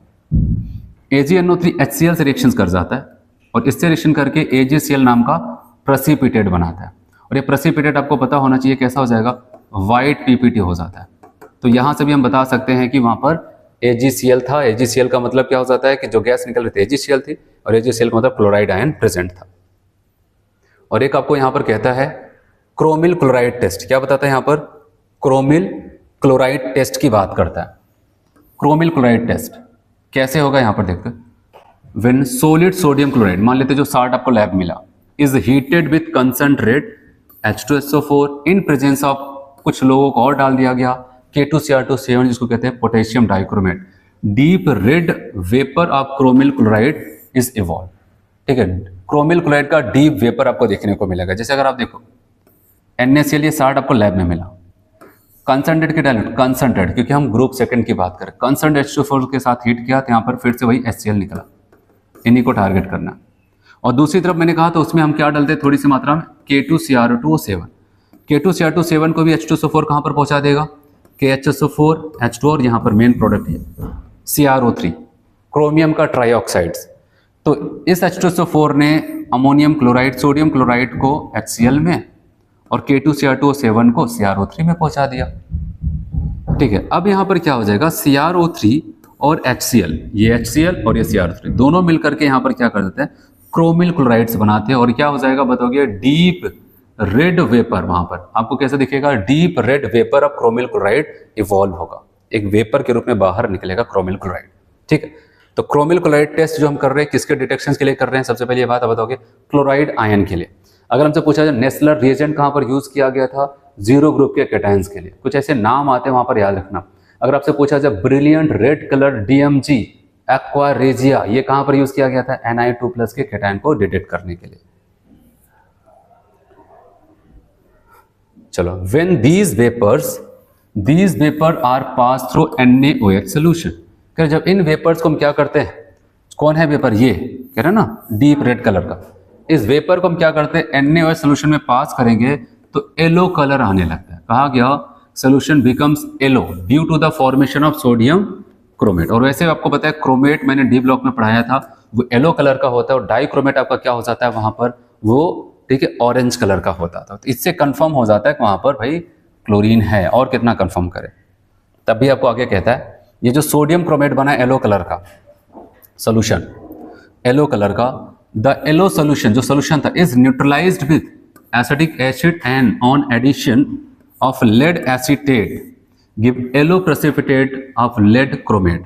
जो ये आपका बना था सोडियम क्रोमेट कैसा है, पूरे सोल्यूशन में येलो कलर, लेड एसीटेट से रिएक्शन कराते हैं, अब वहां पर नीचे जाकर के येलो कलर का कुछ बैठ जाएगा जिसको कहते हैं लेड क्रोमेट। ठीक है, ये जाकर के वहां पर नीचे डिसोसिएट, आप बताओ कि नीचे जाकर के प्रेसिपिटेट हो जाता है। तो ये था क्लोराइड आयन जिसमें थोड़ा सा काफी रिएक्शंस लिखा था, लेकिन ऐसा नहीं है, बहुत बेसिक का था। अब रिएक्शंस देखें तो आप रिएक्शन देख करके बता सकते हैं। अब दूसरा यहां पर मैंने कहा था कि अभी क्लोराइड था, ब्रोमाइड, आयोडाइड, नाइट्राइट, ठीक है, नाइट्रेट। तो अब आते हैं यहां पर ब्रोमाइड। ब्रोमाइड के लिए सिंपल सा कहता है कि यहां पर मान लेते हैं जो ब्रोमाइड छुपा था वो NaBr के रूप में इस साल्ट में, जब कंसंट्रेट H2SO4 से रिएक्शंस कराएंगे तो ये भी HBr निकाला है। जैसे वो क्या निकालता था NaCl, वो HCl, वैसे यहां पर HBr कह रहे ये HBr क्या करेगा, फर्दर फिर से जो बन रहा है H2SO4 से रिएक्शंस किए जा रहे और जा करके यहाँ पर Br2 नाम का यहाँ पर क्या करता है, रेडिश ब्राउन फ्यूम्स निकालता है। क्या करता है ये, तो कंफर्म हो जाएगा कि वहां पर ब्रोमाइड आयन प्रेजेंट था। ठीक है, लेकिन इसके बावजूद भी अगर आप देखना चाहते हैं तो आप इसको और टेस्टिंग कर सकते हैं। अगर सोडियम का ब्रोमाइड ही है हमारा साल्ट, मैंने कहा ये तो माहिर हैं, कोई भी मिल जाएगा हैलाइड तो उससे पकड़ के यहाँ पर क्या बना लेंगे AgBr, और AgBr आपका क्या हो जाएगा, yellow precipitate, pale yellow colour का होता है। जबकि AgCl क्या था, वाइट प्रेसिपिटेट, AgBr पेल वाइट प्रेसिपिटेट देता है। जबकि अगर आगे भी मैं बताऊंगा AgI, वो क्या हो जाएगा आपको बताया, वहां पर आपका येलो प्रेसिपिटेट हो जाएगा। फिर कह रहे हैं ये AgBr की एक खास बात होती है, AgBr NH4OH में सॉल्युबल हो जाता है, बहुत ज्यादा नहीं, स्पेरिंगली सॉल्युबल होता है। तो याद रखना, वही अगर हम AgCl बना होता ऊपर, वहां पर नहीं लिखा, लेकिन अगर AgCl को NH4OH में डालते हैं वो कंप्लीटली सॉल्युबल हो जाता है। ये स्पेरिंगली सॉल्युबल होते हैं, और जब अभी आगे आपको बताऊंगी AgI बनेगा, ठीक है, सिल्वर का आयोडाइड, वो क्या हो जाता है, वहां पर इनसॉल्युबल होता है। The aqueous solution of the bromide gives pale yellow precipitate of silver bromide which dissolve in excess of NH4OH forming a soluble complex। ठीक है, लेकिन कहा गया AgBr स्पेरिंगली सॉल्युबल हो जाता है NH4OH में। तो इसको हम कंफर्म कर लेते हैं। एक और आपको बताया गया यहाँ पर, ये हम कई बार पढ़ चुके पूरे आपकी केमिस्ट्री में। जैसे अगर मैंने कहा कि ब्रोमीन का साल्ट है, क्या है, जैसे KBr हो सकता है, NaBr, और आपको पता है ये ब्रोमीन का साल्ट है, इसके साल्ट को ऑक्सीडाइज कर सकता है कौन, फ्लोरीन। जैसे मैंने कहा था फ्लोरीन अपने ग्रुप के किस किस के साल्ट को ऑक्सीडाइज कर सकता है, फ्लोरीन कहेगा मैं क्लोरीन, ब्रोमीन, आयोडीन सबको कर सकता हूँ। क्लोरीन से पूछा जाए कहेगा ब्रोमीन और आयोडीन, ब्रोमीन से पूछा जाए तो कहेगा केवल आयोडीन और आयोडीन, किसी को उनके साल्ट के सोल्यूशन से ऑक्सीडाइज नहीं कर पाता था। वही सेम चीज अगर यहाँ पर KBr था, हमने कहा एक काम करते क्लोरीन से इसकी रिएक्शन कराते हैं, तो क्लोरीन क्या कर जाएगा, Br को ऑक्सीडाइज करके Br2 में पहुंचा देगा और खुद KCl बन जाएगा। ये जो Br2 यहाँ पर प्रोड्यूस हो रही है उसको क्लोरोफॉर्म में रिएक्शंस कराते हैं। कौन है, ऑर्गेनिक कंपाउंड है, नाम है क्लोरोफॉर्म CHCl3। तो उससे वहां पर आप देखेंगे ब्राउन लेयर देखने को मिलता है उस टेस्ट ट्यूब में, तो समझ जाएंगे वहां पर ब्रोमीन ही है। तो लाइन को पढ़ते हैं, व्हेन फ्रेश साल्ट और mixture treated with dilute H2SO4, ठीक है, CHCl3, CCl4 and chlorine water, chlorine replace the bromine and the liberated bromine dissolve in CHCl3 chloroform या फिर carbon tetrachloride giving it the brown colour, तब वो brown colour देगा। तो मतलब जो भी यहाँ पर हमारा KBr जो भी साल्ट है, क्लोरीन से रिएक्शंस कराएंगे Br2 बना देगा, और Br2 से क्या करते हैं यहाँ पर क्लोरोफॉर्म रिएक्शन कराते हैं तो अब बताओ कि ब्राउन लेयर बना देता है। और नेक्स्ट अगर हम लोग बात करते हैं यहाँ पर टेस्ट फॉर आयोडाइड, चलिए हम बात करते हैं यहाँ पर टेस्ट फॉर आयोडीन। अगर आयोडीन वहाँ पर आयोडाइड आयन है उसको कंफर्म करना है तो हम कैसे कर सकते हैं, सेम वही कहानी जो हमारे पास मान लेते हैं जो आयोडाइड आयन है KI के रूप में है, कंसंट्रेट H2SO4 के जब इसको हीट करेंगे तो यहाँ पर भी ये क्या करेगा HI, जैसे वहाँ पर KBr से रिएक्शन करके HBr बनाता था वैसे यहाँ पर KI से रिएक्शन करके HI बनाएगा, और ये HI फर्दर फिर से H2SO4 से रिएक्शन करके वहाँ पर क्या बना देगा, आयोडीन, क्या बना लेगा, वहाँ पर आयोडीन बना लेता है। ठीक है, और ये आयोडीन ही है। ठीक है, तो हम क्या करते हैं, ये आयोडीन की वेपर्स वहां पर रिलीज होगी, इसलिए आपको बताया गया है कि जब यहाँ पर देखते हैं हम लोग वायलेट वेपर ऑफ आयोडीन और इवॉल्व ऑन हीटिंग आयोडाइड, मतलब ये कंसंट्रेटेड H2SO4, ये जो आयोडीन बन रहा है ना, ये वायलेट वेपर के रूप में बाहर निकलता रहेगा। फिर कहता है कि जो वायलेट वेपर सच में आयोडीन ही है, ठीक है। इसको हम क्या करते हैं, स्टार्च से पास करते हैं। आयोडीन स्टार्च से रिएक्शन करता है तो याद रखना कई जगह यूज करता है, ये क्या बना लेता है, एक ब्लू कलर का कंपाउंड्स बना लेता है, जिससे कंफर्म हो जाता है वहां पर आयोडीन है। फिर अगर हम बात करते हैं यहाँ पर फिर से, अगर AgNO3 से रिएक्शंस कराएंगे तो याद रखना कि AgNO3 तो यहाँ पर मान लेते हैं जो भी आयोडाइड हमारा NaI के रूप में है, जो साल्ट है, तो इससे रिएक्शन करके एलो प्रेसिपिटेट कर देता है। और आपको पता है ये इनसॉल्युबल होगा किसमें, NH4OH में। यहाँ पर कह रहे aqueous solution of iodine gives yellow precipitate of AgI, किसके साथ, सिल्वर नाइट्रेट के साथ, which does not dissolve in NH4OH, ये NH4OH में नहीं होगा, ठीक है। और नेक्स्ट यहाँ पर अगर हम बात करते हैं तो आपको कहता है when the given substance is treated with dilute H2SO4, जो सोल्यूशन है dilute H2O4, CHCl3 और CCl4 and chlorine water, chlorine replace iodine which dissolve in chloroform and CCl4 layer giving violet color। देखो इसका मतलब कहते हैं यहां पर जब KI की रिएक्शन कराए जो भी साल्ट अगर Cl2 से, क्योंकि Cl2 ब्रोमाइड को भी ऑक्सीडाइज कर सकता था, आयोडाइड को भी, तो यहां पर भी आयोडीन बनाएगा। फिर इस आयोडीन को अगर क्लोरोफॉर्म में डिसॉल्व करते हैं तो डिसॉल्व होकर के एक वायलेट कलर देता था, जबकि ब्रोमीन क्या करता था, ब्राउन कलर देता था, ठीक है। तो ये चीजें आपको एक दो बार पढ़नी पड़ेगी वहां पर, ठीक है, और आपको 2-3 बार आप पढ़ेंगे तो आपको याद हो जाएगा। टेस्ट फॉर नाइट्रेट, यहाँ पर जो आखिरी आयन है वो है NO3- को कहते हैं nitrate ion. Light brown fumes of nitrogen dioxide gas are evolve on heating. कह रहे यहाँ पर जब कंसंट्रेट H2SO4 के साथ हम क्या करते हैं, जो भी हमें साल्ट दिया गया उसको हीट करते हैं, तो वहाँ पर लाइट ब्राउन कलर की अगर कोई गैस इवॉल्व हो रही है, हम कह देंगे भाई वहाँ पर शायद नाइट्रेट आयन प्रेजेंट होगा। जैसे यहाँ पर मान लेते जो साल्ट था सोडियम नाइट्रेट होता, तो जब कंसंट्रेट H2SO4 से रिएक्शन कराएंगे, याद रखें यहाँ पर HNO3, ये बोलते हैं नाइट्रिक एसिड। ये नाइट्रिक एसिड डिसोसिएट होकर के वहाँ पर नाइट्रोजन डाइऑक्साइड और ऑक्सीजन गैस को इवॉल्व करेगा, ये गैस। और ये गैस आपको पता है कौन सी कलर की होती है, ब्राउन। अभी जब हम लोग ग्रुप फर्स्ट पढ़ रहे थे वहां पर NO2 गैस बन रहा था, वहां पर भी ये नाइट्रेट है वो नाइट्राइट है, ठीक है, नाइट्राइट था, वहां पर भी ऐसे ही सेम हो रहा था। और अब बताया गया यहाँ पर ये जो NO2 गैस है ना, ये ब्राउन कलर की, अब थोड़ा थोड़ा ब्राउन, आपको कह रहे हैं बहुत कम गैस निकल रही है। अगर आपको ज्यादा निकालना है, these fume intensified when copper turning are added, बताया अगर कॉपर के कुछ पार्टिकल्स वहां पर ऐड कर देते हैं, क्योंकि HNO3 क्या कर देते NO2 बना रहा था, जब कर देंगे तो वहां पर और ज्यादा तेजी से क्या हो जाएगा, वहां पर NO2 गैस बाहर निकलेगी, ठीक है। तो इससे कंफर्म हो जाएगा कि हाँ वहां पर नाइट्रेट आयन प्रेजेंट है। और इसके अलावा एक टेस्ट और कर सकते हैं यहाँ पर, इसको कहते हैं रिंग टेस्ट। और रिंग टेस्ट में मैं आपको यहाँ पर दिखाता हूँ।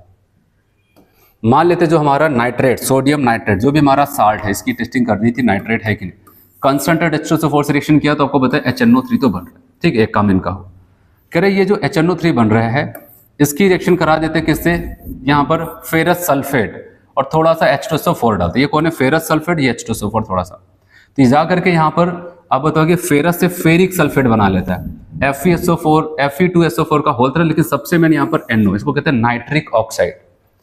तो वो नाइट्रिक ऑक्साइड को फर्दर फिर से रिएक्शन कराते हैं फेरस सल्फेट से, लेकिन एक्वस होगा, यहाँ पर वाटर भी होगा, फेरस सल्फेट।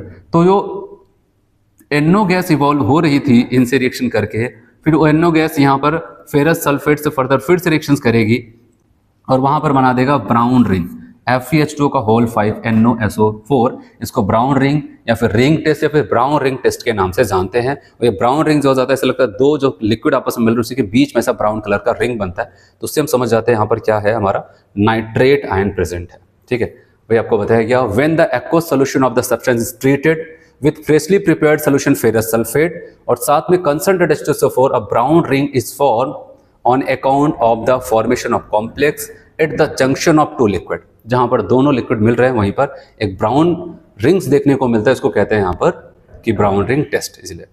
और सबसे लास्ट मैंने आपको बताया था जनरल ग्रुप्स, और जनरल ग्रुप्स में अगर आपको याद हो तो मैंने आपको कहा था जनरल ग्रुप में, ठीक है, एक ही हमने यहाँ पर पढ़ना है हमें SO4 ना तो डाइल्यूट एसिड से रिएक्शन करके गैस निकालेगा, ना तो कंसंट्रेट H2SO4 से रिएक्शन करके गैस निकालेगा। इनकी अपनी खुद की जो रिएक्शंस होगी पर्टिकुलर उसी से करेंगे।